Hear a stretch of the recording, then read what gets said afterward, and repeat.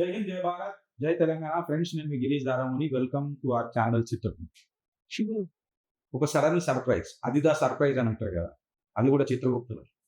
ఏంది ఇంటర్వ్యూ అని, ఏంది పోడ్కాస్ట్ అని మీకు కొంచెం ఆశ్చర్యం కలిగించవచ్చు. ఆశ్చర్యం ఏంటంటే, వృత్తిరీత్యా ఒక అడ్వకేట్, మేధావి, ఇంటలెక్చువల్, ఒక రచయిత, కో ఫౌండర్ ఆఫ్ ఒక పొలిటికల్ పార్టీ, లాస్ట్ ఇయర్ మన పాలంపేట విలేజ్, వెంకటాపురం మండల్, విప్లవకారుల అడ్డ నుంచి గలమెక్కిన ఒక తెలంగాణ ఉద్యమకారుడు, general secretary and spokes person లాగా పనిచేసిన ఒక పార్టీకి మేధావి, chairman of Telangana water resource development corporation కి నేతృత్వం వహించారు, అండ్ తెలంగాణ ఉద్యమంలో యాక్టివ్ రోల్ ప్లే చేసారు, అండ్ ఆ political party drafting committee, manifesto drafting కమిటీలో కూడా కీలక బాధ్యతలు వహించారు. ఇంకా ఊరించడం నాకు ఇష్టం లేదు. Let us all welcome Telangana Prakash అని చెప్పి పిలుస్తారు. ప్రకాష్ అన్న, నమస్తే. బాగున్నాను. బాగున్నా. Thank you so much me time ఇచ్చినందుకు. టైట్ స్కెడ్యూల్ తెలిసిన 2-3 days నుంచి అయినా మీరు టైం ఇచ్చారు. Thank you so much. So ఇప్పటిదాకా నేను ఏదో పార్టీ సస్పెన్స్ లో పెట్టినా అనుకున్నారు వచ్చి, బికాస్ ఈ doesn't need any sort of an introduction. అందుకే నేను పెద్దగా స్పెసిఫిక్ ఏం చెప్పాలి. And when I say he belongs to certain party, he doesn't belongs to any party. He's a core Telangana ideological guide అని చెప్పి ఆయనకు ఒక బిరుదు ఉన్నది. సార్, మీరు విద్యార్థి దశలో మీరు ఒక లెఫ్టిస్ట్ అని అనుకున్నారు. అందరూ మీ గురించి ఎప్పుడైతే మేము ఎంక్వైరీ చేసి వెనకటికి కూడా మేము మాట్లాడినప్పుడు మీరు ఒక ఆ గడ్డ మీదకినే వచ్చింది, విప్లవకారుల గడ్డ మీదకైనా మీరు వచ్చింది లెఫ్టిస్ట్ ఐడియాలజీతోని. బట్ ఒక కొత్త ఐడియాలజీని తీసుకొని వచ్చింది తెలంగాణ. ఇప్పుడు నేను రైటిస్ట్ అని చెప్తాను, XYZ లెఫ్టిస్ట్ అని చెప్తాను. బట్ మీరు నేను తెలంగాణ ఐడియాలజిస్ట్ని అని చెప్పి ఒకటి చేసింది. అంటే ఈ ఉత్సాహం ఇది మీకు ఎట్లా వచ్చింది sir? What is the source of this motivation?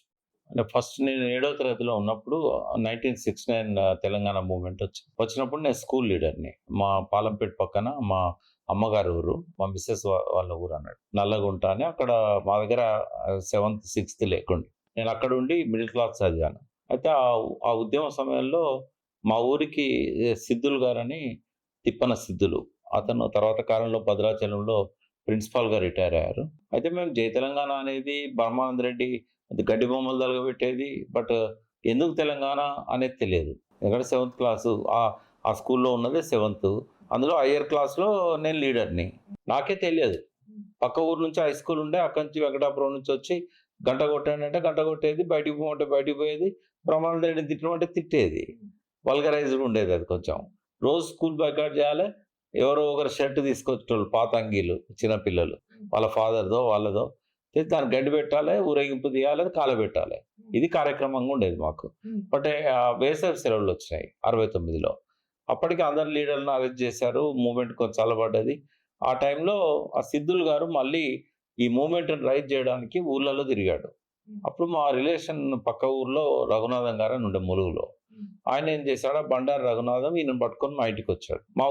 మా ఊర్లో మా ఇల్లు ఒక సెంటర్. ఎందుకంటే అసల్దార్ మాలి పటేల్ మా ఫాదర్. ఆయనకు నిజాంల కాడ నుంచి వంశ పారంపర్యంగా ఒక 100 సంవత్సరాల నుంచి వస్తున్న వృత్తి అన్నట్టు. సో అందరినీ మా ఇంటికి పిలిచి, మా ఇల్లు చాలా పెద్దగా ఉంటుంది, 1 ఎకరంలో ఉంటుంది, పిలిచి వాళ్ళందరినీ ఊరోళ్ళందరినీ కూర్చోబెట్టి ఆయన తెలంగాణ మీద అనర్గళంగా, అంటే సిద్ధులు మాట్లాడితే ఈ రోమాలు లేచి నిలబడేటి. ఆయన ఇప్పుడు arts college student leader, Warangal జిల్లాకు విద్యార్థి నాయకుడు, రాష్ట్ర విద్యార్థి సంఘానికి కూడా ఆయన ఐక్యకారక కమిటీలో మెంబర్. ఆయన మాటలు బాగా ఇన్స్పైర్ చేశాయి. బట్ అన్ఫార్చునేట్లీ తర్వాత కాలంలో అంత ఉధృతంగా తెలంగాణ మూవ్మెంట్ జరగలేదు. బట్ నేను అప్పుడు ఆ వరంగల్ వచ్చి 8th క్లాస్లో జాయిన్ అయినాను, వేయి స్తంభాల గుడి దగ్గర మచిలీపగార్ హై స్కూల్. అయితే అది రోజు బైకాట్ చేసేది, గుళ్ళోకి వచ్చి కూర్చునేది, అందరం గుళ్ళో పాటలు పాడుకునేది, ఆటలు ఆడుకునేది, మాట్లాడుకునేది. ఆ స్తంభాల చుట్టూ, అప్పుడు 1000 స్తంభాల గుడి ఉండే యాజిటేజ్గా, తర్వాత ఇప్పి మళ్ళా కట్టారు. ఆ స్తంభాల చుట్టూ దావుడు మూతలు ఆడుకుంటూ మా బాల్యం అంతా కూడా తెలంగాణ ఉద్యమంతో పాటుగా ఆ వరంగల్లో. అయితే రోడ్ మీదకి వస్తే దాలో బస్సు కాలిపోతుండేది, లేకుంటే ఇంకోటి ఎదురు జరుగుతూ ఉండేది. అయితే కొంచెం సిద్ధులు గారు ఇచ్చిన ఆ జ్ఞానంతో నేను విద్యార్థులకు చెప్తుండేది ఎందుకు తెలంగాణ అని. అది అక్కడి నుంచి బీజం లాగా మైండ్లో పడిపోయింది. అయ్యో మనకు రాలేకపోయింది కదా. దాని అవుట్కమ్ వల్ల నక్సలైట్ మూవ్మెంట్ లాగా రైజ్ అయింది. యాక్చువల్గా తెలంగాణ టు తెలంగాణ వయా నక్సలైట్ ఉద్యమం, దీన్ని ఈ రకంగా మనం వర్గీకరించవచ్చు. మళ్ళీ నక్సలైట్ ఉద్యమాన్ని స్టార్ట్ చేసింది కూడా మొట్టమొదటి రాజకీయ పార్టీ పీపుల్స్ వార్ 1997 జూన్ 1 నాడు వాళ్ళు ఒక డిక్లరేషన్ ఇచ్చారు. ప్రజాస్వామ్య తెలంగాణ కోసం ఒక డాక్యుమెంట్ రిలీజ్ చేశారు. 92 పేజీల డిమాండ్ అది. 92 పేజీల్లో చాలా డిమాండ్స్‌తో ఉన్నది. అయితే అట్లా తెలంగాణ ఉద్యమాన్ని అణచివేయడం వల్ల 369 మందిని కాల్చి చంపడం వల్ల అప్పుడున్న ఉద్యమకారులంతా నక్సలైట్స్‌గా మారారు చాలామంది. ఇప్పుడు ఏ పార్టీలో లీడర్స్ చూసినా వాళ్ళు తెలంగాణ ఉద్యమంలోకెళ్ళి వచ్చిన వాళ్ళే. చెన్నారెడ్డి గారు వార్నింగ్ కూడా ఇచ్చాడు. నక్సలైట్ ఉద్యమం పుట్టక ముందే ఏప్రిల్ 15 నల్గొండ ప్రెస్ మీట్‌లో మీరు తెలంగాణ ఇవ్వకపోయినట్టయితే, ఇట్లనే అణిచివేసినట్టయితే, విద్యార్థులను చంపడం మొదలుపెడితే, దీన్ని ఆపకపోతే ఇది నక్సలైట్ ఉద్యమంగా మారుతది. ఇది తెలంగాణ నుంచి అన్ని రాష్ట్రాలకు వ్యాపిస్తది అని చెప్పి ఎంత గొప్ప విజనరీ అంటే ఆయన నక్సలైట్ ఉద్యమం పుట్టక ముందు చెప్పాడు. అట్లాగే ఆ ఉద్యమాన్ని అణిచేశారు. నక్సలైట్ ఉద్యమం స్టార్ట్ అయింది. 17 రాష్ట్రాలకు పాకింది. దేశానికి తలనొప్పిగా మారింది. తర్వాత కాలంలో ఒక స్టేజ్‌కి పోయిన తర్వాత కొండపల్లి సిద్ధరామయ్య గారిని బయటికి పంపినాక ముందుకు పోవాలనో, వెనక పోవాలనో తెలియని పరిస్థితి వచ్చినప్పుడు మళ్ళా అదే తెలంగాణ ఉద్యమంలోకెళ్ళి వచ్చిన గణపతి, నల్ల ఆదిరెడ్డి, కిషన్‌జీ వీళ్ళందరూ కలిసి ఏం చేశారు, మళ్ళీ తెలంగాణ ఉద్యమాన్ని మొదలుపెట్టారు. ఫస్ట్ క్రెడిట్ వాళ్ళకే పోతది తెలంగాణ ఉద్యమాన్ని మొదలుపెట్టిన క్రెడిట్. నా పర్సెప్షన్ ఏదైతే ఉంది కదా సార్, లెఫ్టిస్ట్ అని దానికి వేరే జింక్స్ బ్రేక్ చేసేసారు. ఎందుకంటే ఇప్పుడు బడి మాట్లాడి ఇప్పుడు గుడి మాట్లాడి అండ్ మోర్ ఓవర్ కరెక్ట్‌గా చెప్పాలంటే ఐడియాలజీ ఏముంది గిరీష్, డిఎన్ఏల నుంచే తెలంగాణ వాళ్ళ విన్నాం కాబట్టి so there is no change of character even today అని అన్నట్టు మీరు సార్. తెలంగాణ ఉద్యమం అని అంటే మేము అందరం బచ్చగలం కరెక్ట్‌గా చెప్తే. ఇన్ఫాక్ట్ చెప్తే మేము అప్పుడప్పుడు నా కొత్త కొత్త ఉద్యోగాలు ఎక్కిన తెలంగాణ ఉద్యమం మేము చూసి 1969 గుర్తులు కూడా ఉంటాయి. మీ అసోసియేషన్ విత్ ప్రొఫెసర్ జయశంకర్ గారు చాలా కీలక ఘట్టం అవును. మీ లైఫ్‌లో తెలంగాణ ఉద్యమం. దీని గురించి ఒకసారి నేను చెప్పడం ఇంట్రొడక్షన్ ఏంటంటే మీరు మీ మాటలో చెప్పడం అనేది అనుభూతి గట్టిగా ఉంటుంది. యెస్. 1974 నేను బీఎస్సీ ఫస్ట్ ఇయర్ అయిపోయింది. అప్పుడేమైందంటే సీకేఎం కాలేజ్ వరంగల్. నాకు ఒక పేరుంది. ఏందంటే నక్సలైట్స్ ఎక్కువగా ఆ కాలేజీ నుంచి వచ్చారు. గాదే ఇన్నయ్య. ఇట్లా మేమంతా కూడా ఆ ప్రొడక్ట్స్‌ము. ఆ కాలేజ్ ప్రొడక్ట్స్. ఎందుకు ఆ కాలేజీకి ఆ పేరొచ్చిందంటే వరవరరావు గారు అక్కడ లెక్చరర్‌గా ఉండే. తర్వాత కాలంలో ప్రిన్సిపాల్ కూడా అయ్యాడు ఆయన. అయితే నేను ఫస్ట్ ఇయర్‌లో అక్కడ జాయిన్ అయింది 72లో. 73, 74 సెకండ్ ఇయర్ ఎగ్జామ్స్ తర్వాత దాన్ని యానివర్సరీ చేస్తారు కదా! ఆ రోజు బాలరాజు అని ఒక కలెక్టర్. ఆయన ఈ యానివర్సరీకి చీఫ్ గెస్ట్. అయితే ఆయన స్టేజ్ మీదకి ఎక్కడమే కోపంగా వెనకాల కట్టిన బ్యానర్‌ను చింపేశాడు. ఆ బ్యానర్‌లో ఏముంది? మా కాలేజీ లెక్చరర్ వరవరరావు గారిని వెంటనే విడుదల చేయాలి. అప్పటికే ఆయన జైల్లో పెట్టారు 73లో. అయితే 74లో ఆయన స్టేజ్ మీదకి రాగానే దాన్ని చింపేసిండు. చింపేసినాక మేము కుర్చీలు అవన్నీ ఇక స్టేజ్ మీదకెళ్ళి కింద పడేసాం. ఇంకా ఆయన కూర్చోవడానికి లేదు ఇక. బాగా గొడవ అయింది. ఎక్కడోళ్ళు అక్కడ స్టూడెంట్స్ అంతా గోల చేయడం మొదలుపెట్టారు. కలెక్టర్ డౌన్ అని మొదలుపెట్టారు. దాంతో ఫైరింగ్ దాకా పోయింది అది. లాఠీ చార్జ్ చేశారు. తర్వాత గాల్లోకి కాల్పులు జరిపారు. యానివర్సరీ అబాస్ పాలైపోయింది. అప్పుడేందంటే ఈ స్టూడెంట్స్‌ని ఎట్లా కంట్రోల్ చేయాలి? అప్పటికే ఆళ్ళు ఒక మర్డర్ అయింది. కాలేజీలో స్టూడెంట్స్ అంతా మర్డర్ కేసులో ఇన్వాల్వ్ అయ్యిండ్రు. వేరే కాడ జరిగింది అది. ఇట్లాంటియన్నీ ఉన్నాయి. తర్వాత కాలేజీలో డైరెక్ట్‌గా ఘర్షణలు జరిగినాయి. ఒకరినొకరు బాగా గాయపరుచుకున్నారు. 2 ముఠాలుగా మారిండ్రు. Right, left. అయితే ఇదంతా ఎట్లా కంట్రోల్ కావాలి? అప్పుడు అంజయ్య గారని ప్రిన్సిపల్ ఉండే. అయితే ఆయన కంట్రోల్ చేయలేకపోతున్నాడు అని చెప్పి సాఫ్ట్ నేచర్ ఆయనది. మంచోడు. Soft nature. అయితే మొత్తం వెతికి సిటీ కాలేజీలో ఎకనామిక్స్ లెక్చరర్ ఉన్న జయశంకర్ సార్‌ని పట్టుకొచ్చారు ఆడికి. ఆ సార్ అయితే కంట్రోల్ చేయగలుగుతాడు అని. అయితే అట్లా నేను సెకండ్ ఇయర్‌లో ఉన్నప్పుడు సార్ వచ్చాడు. ఆయన వచ్చాక ఎగ్జామ్స్ అయినాయి. తర్వాత ఫైనల్ ఇయర్ పోయినాం. ఒక 1 ఇయర్ పాటు ఆయన ప్రిన్సిపాల్‌గా, నేను స్టూడెంట్ లీడర్‌గా ఆ కాలేజీలో ఉన్నాం. నాది బీఎస్సీ కాబట్టి ఆయన నాకు టీచ్ చేయలే. కానీ బయట కలిసేది, మాట్లాడేది అక్కడనే కాలేజీలో. ఏమైనా ఉంటే ఆయన్ని అడిగేది. ఆయనంటే ఒక గౌరవభావం ఏర్పడ్డది మా అందరికి గూడా. ప్రభుత్వం ఆశించినట్టుగానే ఆయన కంట్రోల్ చేశాడు ఈ గొడవలన్నిటిని. సో, ఒక గౌరవభావం ఏర్పడ్డది. అక్కడి నుంచి మళ్ళా మాకు డిస్కనెక్ట్ అయింది ఆయనకు నాకు. But after long time Telangana movement start అయిన తర్వాత ఆయన వైస్ ఛాన్సలర్ ఉన్నప్పుడు కలిసేది వరంగల్‌లో కాకతీయ యూనివర్సిటీ. వాస్తవంగా నేను అడ్వకేట్ ప్రాక్టీస్ చేసిన నా ఆఫీసు, ఇల్లు ఆయన ఇంటి వెనుకనే. జస్ట్ ఒక 10 గజాల దూరంలో ఇట్లా తిరిగిపోతే ఆయన ఇల్లు అన్నట్టు. బట్ నేనెప్పుడు ఆయనను కలిసే ప్రయత్నం చేయలే. అయితే తెలంగాణ ఉద్యమ క్రమంలో నేను అప్పుడే తెలంగాణ కోసం ఏదైనా చేస్తే బావుండు. ఆత్మహత్యలు జరుగుతా ఉన్నాయి. ఒక్కొక్క రోజు 30 మంది, 20 మంది ఆత్మహత్యలయితున్నాయి రైతులయి. అయితే వాళ్ళు ఇట్లా అన్నం పెట్టే రైతు ఆత్మహత్య చేసుకున్నప్పుడు డబ్బుల కోసం ఈ న్యాయవాద వృత్తి చేయడం ఏంది? ఇది నాకు ఇంట్రెస్ట్ లేదు. వాళ్ళ కోసం ఏదైనా జేయాలి అనుకోని నేను వదిలేసాను. వదిలేసి హైదరాబాద్‌కొచ్చాను. వరంగల్ నుంచి. ములుగులో చేసేది ప్రాక్టీస్. హ్మ్.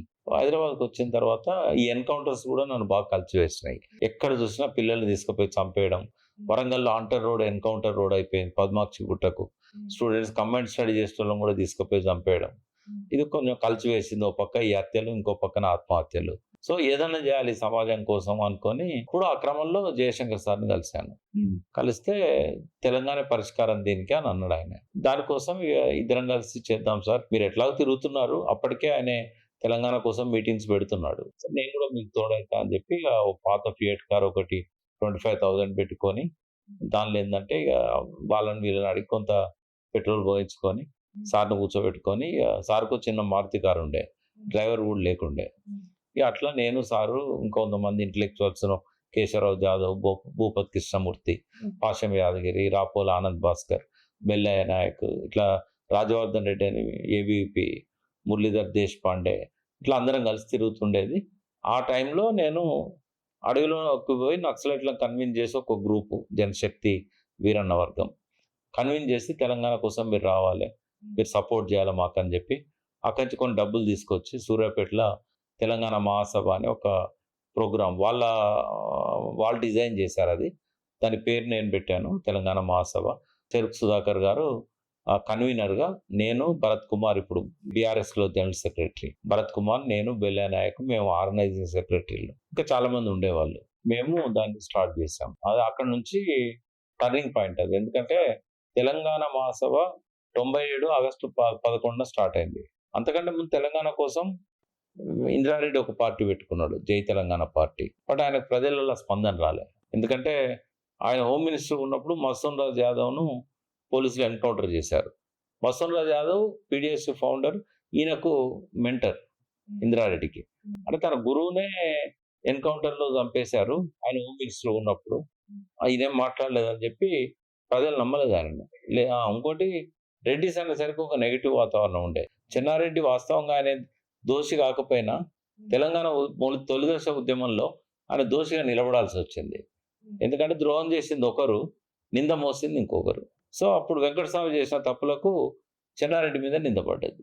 దాంతోనే చెన్నారెడ్డి ఒక దోషిగా చనిపోయేదాకా కూడా ప్రజల ముందు దోషిగానే మిగిలిపోయిండు. చనిపోయే ముందు ఆయన దగ్గరి మిత్రుడు, తెలంగాణ ఉద్యమ సహచరుడు జగన్మోహన్ రెడ్డి అనే ఒక అడ్వకేట్‌ను, హైకోర్టు అడ్వకేట్‌ను దగ్గర కూర్చోబెట్టుకొని, ఒక దోషిగా చనిపోతున్నందుకు నాకు చాలా బాధగా ఉంది. నా చరిత్రను ఎవరైనా బయటికి తీసి నేను దోషిని కాదని చెప్తే బాగుండేది అని అన్నాడట. జగన్మోహన్ రెడ్డి నాతో మాట్లాడారు.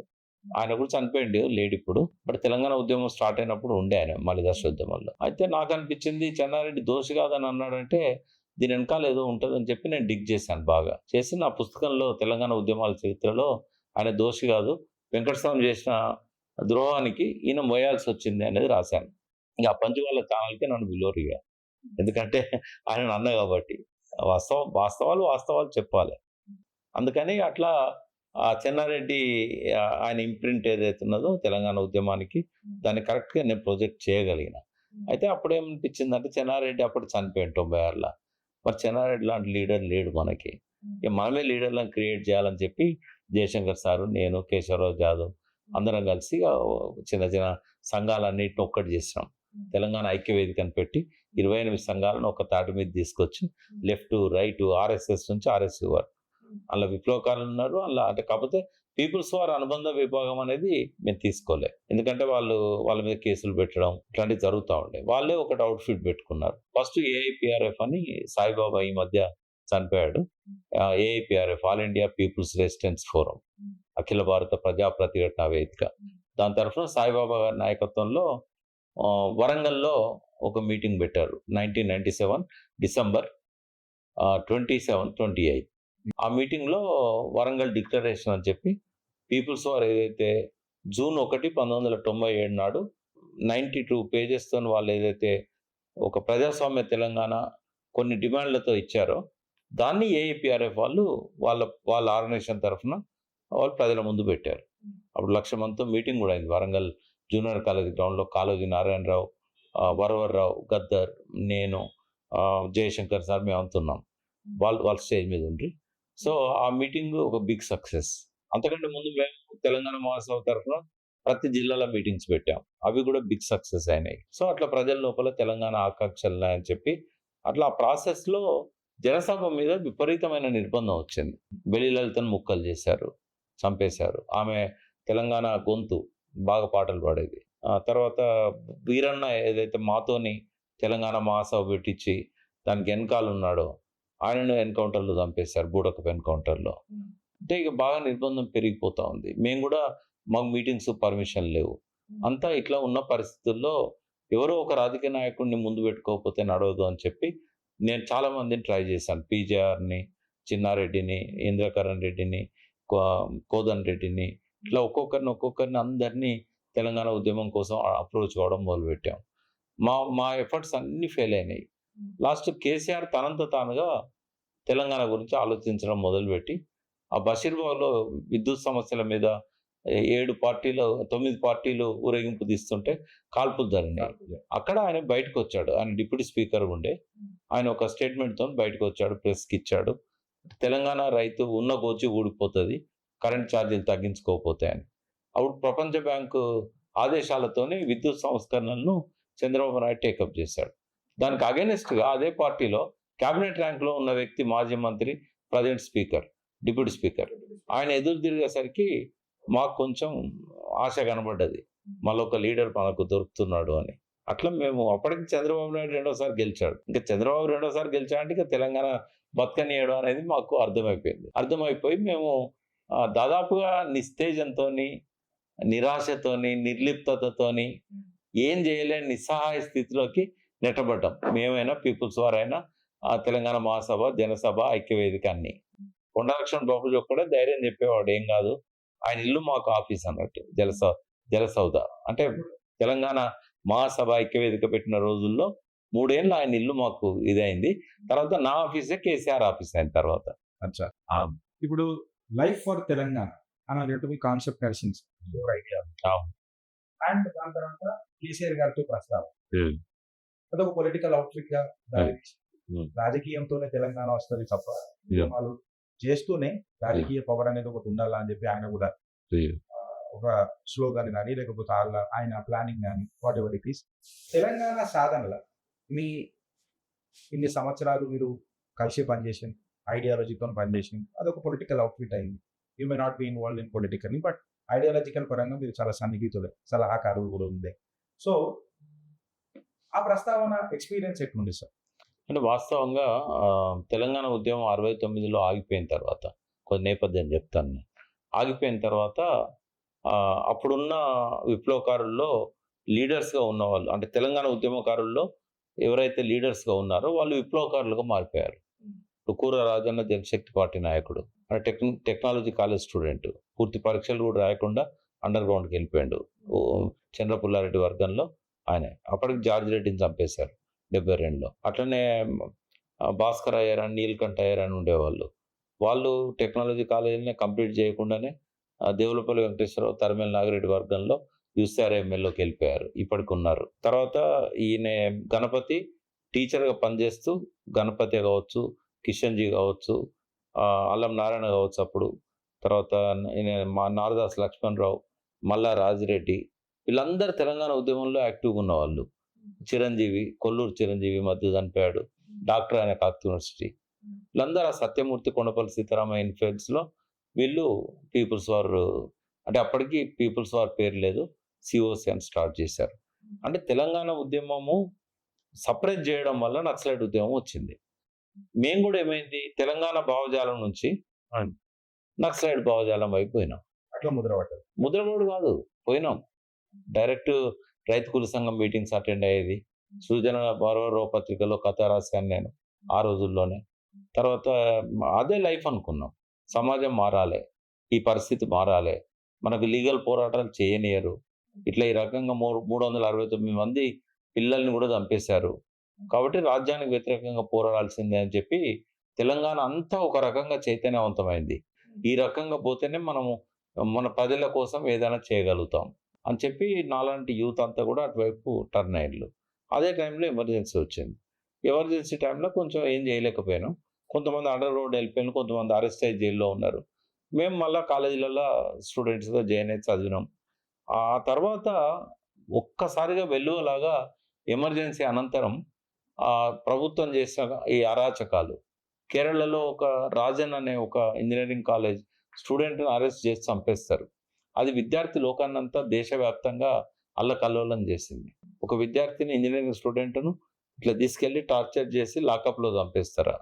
అట్నే స్నేహలత రెడ్డి అనే ఒక బెంగుళూరుకి సంబంధించిన కర్ణాటక ఆమె ఫిల్మ్ ప్రొడ్యూసర్ కూడా, ఆమె యాక్టర్ కూడా. ఆమెను చంపేశారు.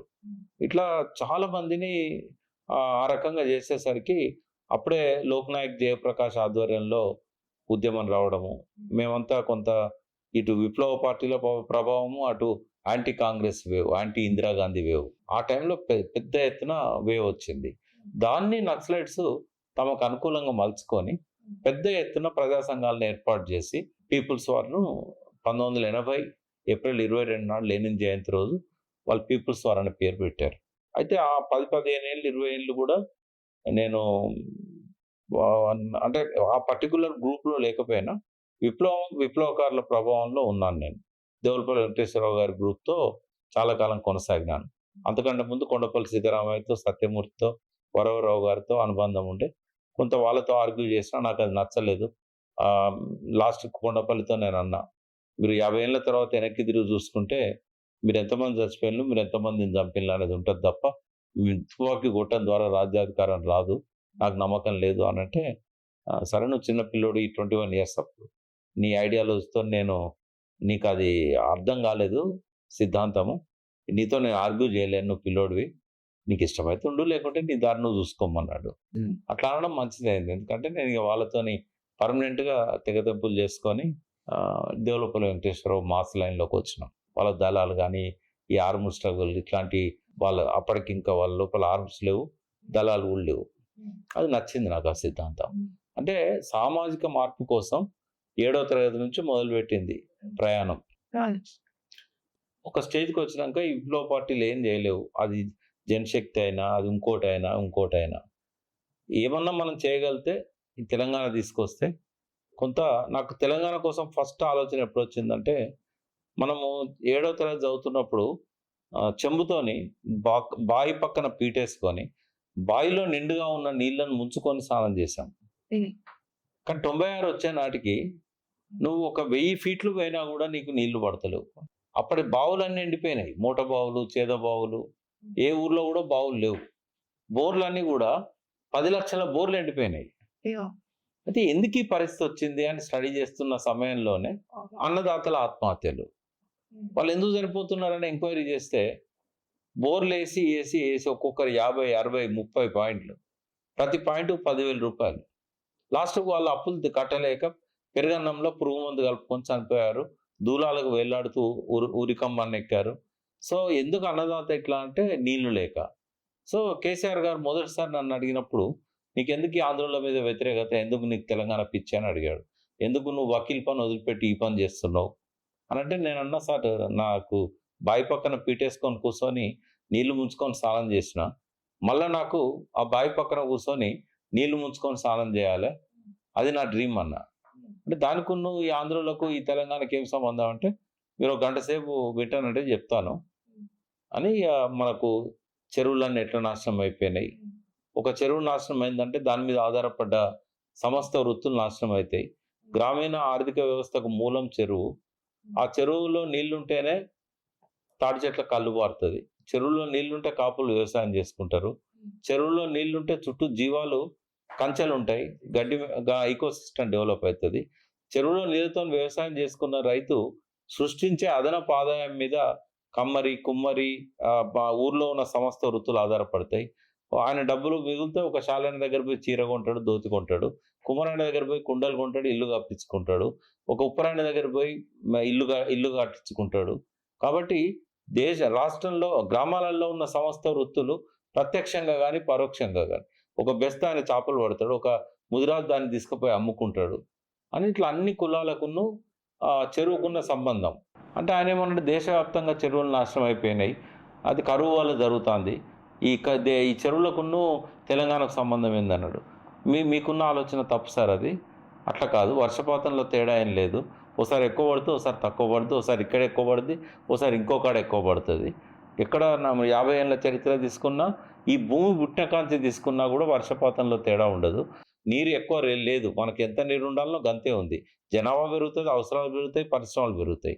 కానీ ఇది వానదేవుని తప్పు కాదు సార్, ఇది ఆంధ్రలో తప్పు. అంటే ఆంధ్రలో ఏం చేసిండ్రు అన్నప్పుడు నేను చెప్పిన, ఆయనది ఒక మా తెలుగు తల్లికి మల్లెపూ దండలో గలగల గోదావరి తరలిపోతుండాలి, బిరబిరా కృష్ణమ్మ పరుగులెడుతుండాలి, ఎక్కడ ఆగకూడదు, రాజమండ్రి విజయవాడలో బంగారు పంటలు పండాలి, వాళ్ళ ముంగిట్లో మురిపాలు ఉండాలి, మన ముంగిట్లో అన్నదాతల శవాలు ఉండాలి.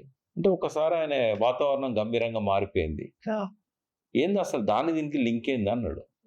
అంటే తెలంగాణ అనేది ఒక గొలుసు చెరువుల వ్యవస్థ కాకతీయుల కాలం నుంచి. ఈ గొలుసులను కట్ చేసింది సార్ వాళ్ళు, ఏ చెరువు రిపేర్ చేయలేదు. దాంతో ఒక చెరువు తెగిందంటే వరుసగా అన్ని చెరువులు తెగుతాయి. తెగిన చెరువులను రిపేర్ చేయలేదు 40 ఏళ్ళ నుంచి. మైనర్ ఇరిగేషన్ పెట్టిన బడ్జెట్ కూడా సగానికంటే ఎక్కువ అటే తీసుకుపోయిన్లు. మేజర్ ఇరిగేషన్ మా దగ్గర లేదు, 2 ప్రాజెక్టులు కట్టారు తప్ప అవి కూడా సరిగ్గా మెయింటైన్ చేయట్లేదు. కాబట్టి ఈ చెరువులు తెగడం వల్ల తెలంగాణలో పడ్డ వర్షం వరదగా మారి వాగుళ్ళల్లో నుంచి పొంగి అది కృష్ణా గోదావరిలో కలిసి రాజమండ్రి విజయవాడ దగ్గర బంగారు పంటలు పండిస్తుంది. భారతదేశంలో ఒక నది మీద 500 మైళ్ళకు పైన ఒక బ్యారేజ్ కూడా లేకుండా ఉన్నది అని అంటే అది భారతదేశంలో ఒక్కటి గోదావరి నది. ఎవరు వద్దన్నారు కట్టంగా. ఒక బ్యారేజ్ కట్టినా కూడా మన నీళ్లు మనకు ఉపయోగపడతాయి. ఈ నీళ్లు డెల్టాకు కావాలి అంటే గోదావరి కృష్ణాలు ఎప్పటి నీళ్ళు ఉంటాయి కదా, వాళ్ళకు మన నీళ్ళు ఎందుకు అన్నాడు. అంటే గోదావరిలో రాజమండ్రి దగ్గర 14 లక్షల ఎకరాలలో ఖరీఫ్కు నీళ్లు ఉండవు. వాళ్ళు ఇదివరకు ఒకటే పంట పండించుకునేది. వాళ్ళ వరదలు వచ్చేది సెప్టెంబర్ అక్టోబర్ నుంచి, వాళ్ళ పంటలు పూర్తి అయ్యేది జనవరి. అందుకే వాళ్ళకు బతుకమ్మ మనకు పెద్ద పండుగ అయితే సంక్రాంతి వాళ్ళకు పెద్ద పండుగ. పండుగలు ఎట్లా వచ్చినాయి, ధాన్యం వస్తేనే పండుగ. మనకు బతుకమ్మకి ఎందుకు ప్రాధాన్యత వచ్చింది అంటే అక్టోబర్లో జరిగే బతుకమ్మ పండుగ నాటికి మన కుంటల చెరువుల కింద ఉన్న వ్యవసాయం అంతా కూడా కోతలు అయిపోయి వడ్లింటికి వస్తాయి. మనది కుంటల వ్యవసాయం, వాళ్ళదేమో బాగులో ఇది మన గోదావరి కృష్ణానదిలో వ్యవసాయం.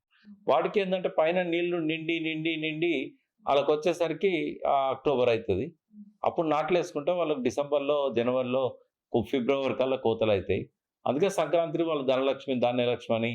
కానీ ఇప్పుడు ఏమైంది, 2 పండుగలకు వాళ్ళు ధనలక్ష్మి ధాన్యలక్ష్మి మెసేజ్లు ఇస్తారు. ఎందుకంటే మన నీళ్ళతో వాళ్ళు మొదటి పంట పండించుకుంటారు. రెండో పంటకు వాళ్ళకు పంట పూర్తయిన నాటికి గోదావరిలో నీళ్లు ఉండవు. అప్పుడు కూడా మళ్ళీ మన ప్రాజెక్టులో నీళ్ళే కావాలి. ఎక్కడ ఉన్న కడెం నీళ్లు తలుపులు లేపి ధవళేశ్వరం తీసుకుపోతారు. అర్ధర్ కాటం చేసిన పెద్ద తప్పు ఏంటంటే ఆడ డ్యామ్ కట్టకుండా బ్యారేజ్ కట్టిండు. అప్పటి టెక్నాలజీ లేదు కాబట్టి 2 టీఎంసీలే ఉంటాయి ఆడ. ప్రకాశం బ్యారేజ్ దగ్గర అంతే, ఆడ స్టోరేజ్ లేదు కాబట్టి పై నీళ్ళు వాళ్ళకి కావాలి. ఈ క్రమంలో చెరువులు కుంటలు మొత్తం నాశనం అయిపోయినాయి సార్. చెరువులో ఊటలు ఉంటేనే బావుల్లోకి నీళ్ళు వస్తాయి, బావుల్లోకి నీళ్ళు వస్తేనే బావుల నీళ్ళతో వ్యవసాయం చేసుకునేటోళ్ళు. కాబట్టి మనము గోదావరి కృష్ణా నీళ్లను, మన వాటా నీళ్లను మనం మలుపుకునేదాకా ఈ ఆత్మహత్యలు తప్పవు, ఈ భూగర్భ జలాలు ఎండిపోవడం తప్పదు. కాబట్టి తెలంగాణలో మనకు అధికారం వస్తేనే తెలంగాణకి ఏం కావాలో మనం చేసుకోగలుగుతాం. కాబట్టి ఆ ఎండిపోయిన చెరువులకు చిన్న భిన్నమైన గ్రామీణ ఆర్థిక వ్యవస్థకు, ఈ కుంటలకు, గలగల పారే గోదావరికి, బిరవిర పొంగే కృష్ణమ్మకు సంబంధం ఉందని చెప్పి ఇదంతా నేను ఫస్ట్ డే నాడు ఆయన కలిసినాడు చెప్పింది. అట్లా తెలంగాణకును ఇక్కడ సామాజిక ఆర్థిక పరిస్థితులకు లింక్. అదే సార్, ఇప్పుడు కొన్ని ఆల్మోస్ట్ దశాబ్దాల వారీగా మీరు ఆయన కలిసి ప్రయాణం చేసి తెలంగాణ ఉద్యమం నుంచి ఇప్పటిదాకా దాదాపు 27 years, 2 దశాబ్దాల నుంచి ఆల్మోస్ట్ 3 దశాబ్దాల వరకు కలిసి పనిచేసింది. ఇప్పటి వరకు చెరువుల యొక్క ప్రాధాన్యత, నీటి మీద ఒక సామాన్యుడికి అర్థమయ్యేటట్టు కూడా చెప్పారు. In fact I'm an automobile engineer, but today I can become an irrigation expert. అయితే నాకు చిన్న క్వశ్చన్ ఏంటంటే సార్, రాజకీయ పరంగానే తెలంగాణ రావాలని చెప్పి మనము కోరుకున్న దృష్టిలో అడుగులేసి, from your perspective or perception, ప్రతి నాయకుడికి ప్రోస్ అండ్ కాన్స్ ఉంటాయి.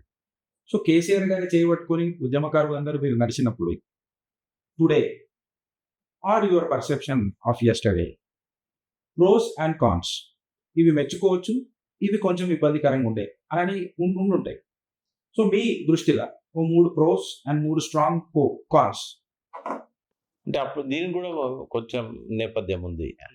మేము తెలంగాణ ఉద్యమం మొదలుపెట్టినప్పుడు నక్సలైట్లలో 2 వర్గాలు ఉండేటివి. పీపుల్స్ పవర్ వాళ్ళేమో ప్రజాస్వామ్య తెలంగాణ అని చెప్పి స్లోగన్ ఇచ్చారు. మాకు పెట్టుబడి పెట్టిన ఆ సభలకు, తెలంగాణ మహాసభకు వీరన్న ఏమన్నాడంటే దళిత బహుజన తెలంగాణ అన్నాడు. ఇంకొకరు సామాజిక తెలంగాణ అన్నారు. అప్పుడు ఈ కేసీఆర్ లాంటి వాళ్ళు అప్పుడున్న రాజకీయ నాయకులు, కేసీఆర్ అప్పుడు మంత్రిగా ఉండే, బట్ అప్పుడు కొంతమంది కాంగ్రెస్ వీళ్ళని కలిసినప్పుడు భౌగోళిక తెలంగాణ, ఇందిరారెడ్డి అంటే ఏ తెలంగాణ కావాలి? అయితే విప్లవ భావాల వాళ్ళు ప్రశ్నించిండ్రు. వచ్చే తెలంగాణ ఎవరి కోసం, ఎందుకోసం, దేనికోసం? అయితే అప్పుడు జయశంకర్ గారు ఒక అద్భుతంగా ఆయన ఏమన్నాడంటే, మన పొలము అవతలోని కబ్జాలో ఉంది. ముందు ఆ పొలాన్ని వెనక్కి తెచ్చుకుందాం. ఏ విత్తనం వేయాలి, ఏ పంట వేయాలనేది అప్పుడు కూర్చొని మాట్లాడుకుందాం. అప్పుడు కొట్లాడుకుందాం కావాలంటే. కానీ ముందైతే పోయిన పొలం రావాలి కదా! కాబట్టి భౌగోళిక తెలంగాణ అనేది మొదటి మజిలీ అనేది ఫిక్స్ అయిపోయాను. ఆ ఎడిటోరియల్ రాశాను కూడా అప్పుడు నేను తెలంగాణ మహాసభ పత్రికలో. ముందైతే ఇది మొదటి మజిలీ. తర్వాత దీన్ని ఎట్లా డెవలప్ చేసుకుందాం, దళిత బహుజన తెలంగాణ, ప్రజాస్వామిక తెలంగాణ అనేది తర్వాత ఆలోచిద్దాం అని చెప్పి. అయితే అది ఇప్పుడు రిఫ్లెక్ట్ అవుతున్నది. ఏంటంటే కేసీఆర్ గారు కోరుకున్నది భౌగోళిక తెలంగాణ. బట్ ఉద్యమ ప్రస్థానంలో ఇక్కడున్న పరిస్థితులు, ప్రజల యొక్క స్థితిగతులు ఆయన కలిచివేసినాయి బాగా. ఎన్నోసార్లు కన్నీళ్లు పెట్టుకున్నాడు రైతుల ఆత్మహత్యల గురించి. ఆ రకంగా ఆయన ఏంటంటే ముందు వచ్చింది భౌగోళిక తెలంగాణకే, కానీ కొన్ని లక్ష్యాలు పెట్టుకున్నాడు. చరిత్రలో ఎప్పుడు నేను చేసిన మంచి పనులు మిగిలాలి, తెలంగాణ తెచ్చిండని ఒక మంచి పేరే కాదు, వచ్చిన తెలంగాణను కూడా ఒక బంగారు తెలంగాణగా సస్టైన్ చేయగలగాలని చెప్పి ఆ డ్రీమ్ ఆయనకు ఉంది. అయితే స్ప్లిట్ పర్సనాలిటీ ఎందుకు ఉంటుంది ఆయన లోపల అంటే, చెన్నారెడ్డి లాగా వన్ సైడ్ దూకుడుగా పోయిన వ్యక్తి కాదు ఆయన. చాలా విజనరీ. చెన్నారెడ్డి ఏమో స్టబ్బర్న్ లీడర్, అసలు ఆయనంత గట్టి మొండి ధైర్యం ఉన్న లీడర్ లేడు. కేసీఆర్ అంత స్టబ్బర్న్ ఉండడు, అంత మొండి ధైర్యం కూడా ఆయనకు ఉండదు. కొంత పిరికితనం కూడా ఉంటుంది. బట్ ఇవన్నీ ఉన్నా కూడా ఈయన ఒక విజనరీ, ఒక వ్యూహకర్త, పర్ఫెక్ట్గా ఎత్తుగడలు వేసే వ్యక్తి. ఇది చెన్నారెడ్డి లోపల లేదు. ఆయనంతా స్ట్రీట్ ఫైట్ లాగా పోయింది.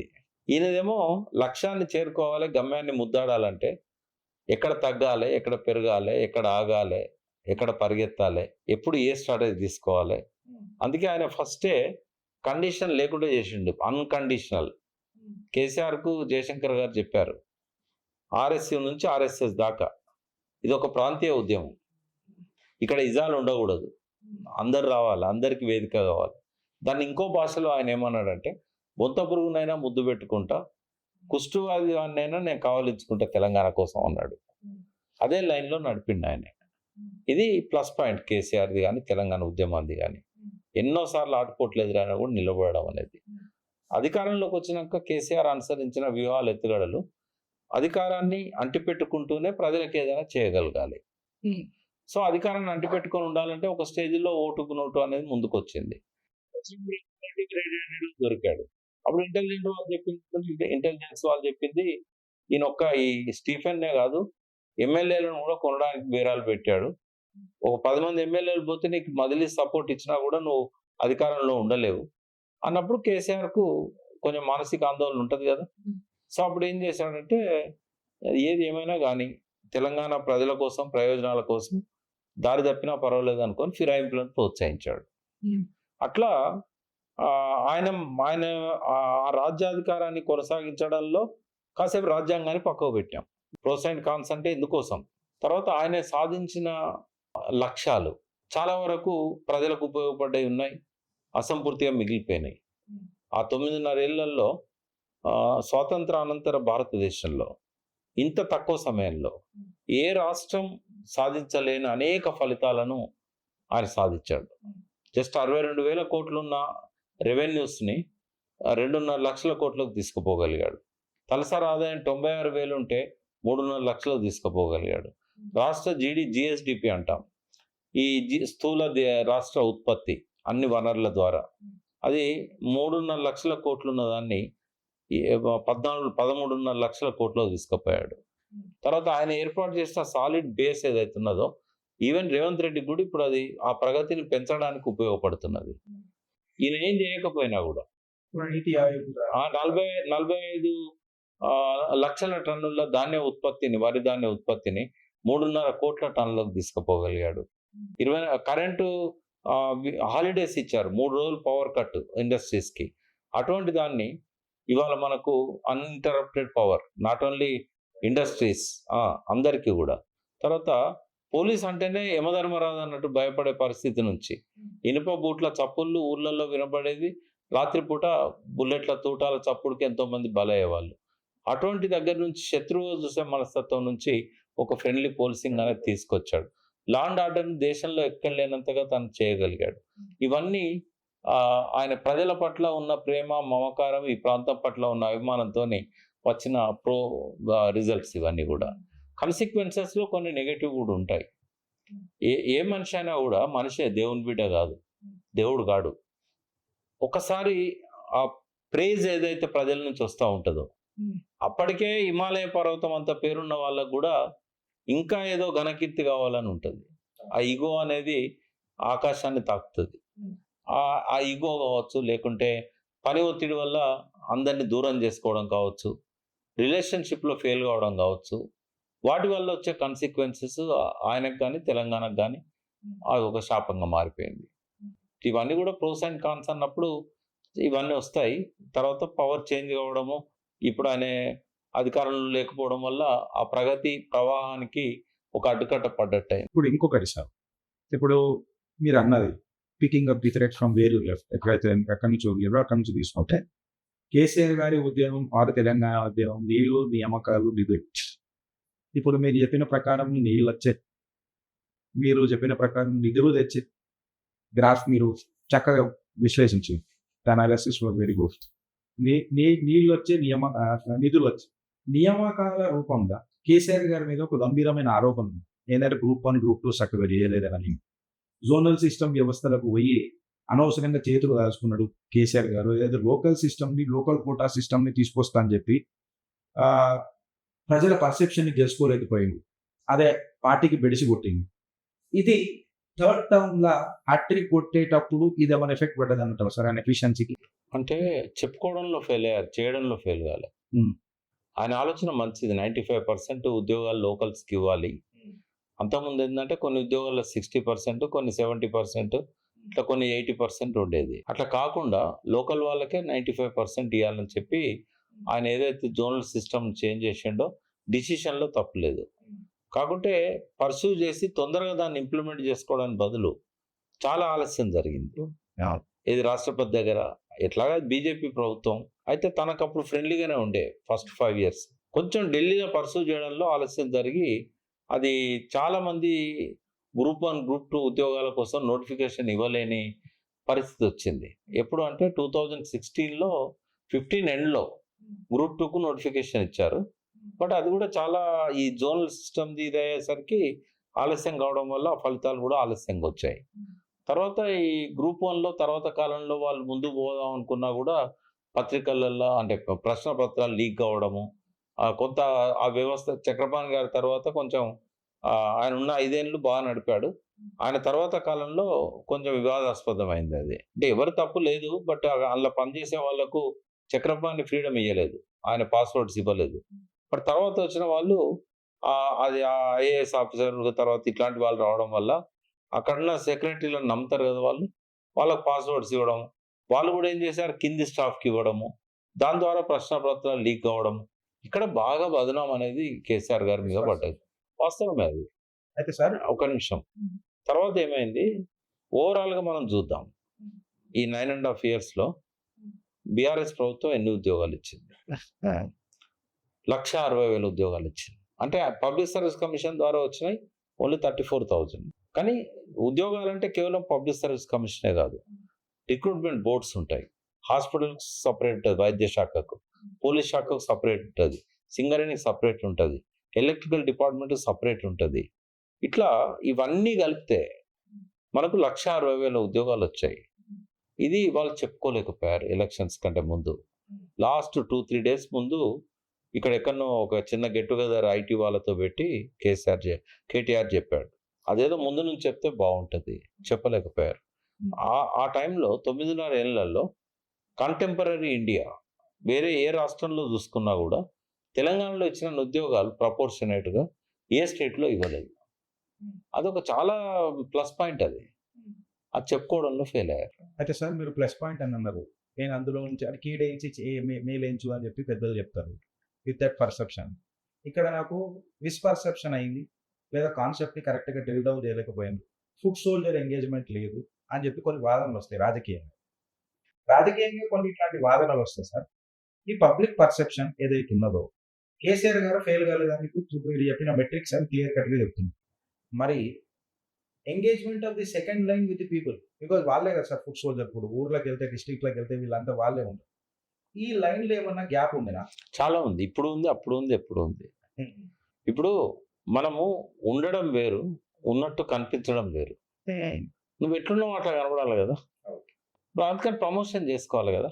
ఒక గొప్ప అవకాశం వచ్చింది ఆయనకి. ఎట్లా అంటే చివరి దశలో దశాబ్ది ఉత్సవాలు, దశాబ్ది కాకముందే దశాబ్ది ఎంటర్ కాగానే మొదలు పెట్టాడు ఆయన. 9 ఏళ్ళు అయిపోగానే మంచి పకడ్బందీగా ప్లాన్ చేశాడు. రోజుకొక ఫీల్డ్ గురించి పుస్తకాలు వేయడము, డాక్యుమెంటరీస్ తయారు చేయడము, ప్రజల్లోకి తీసుకెళ్లడం.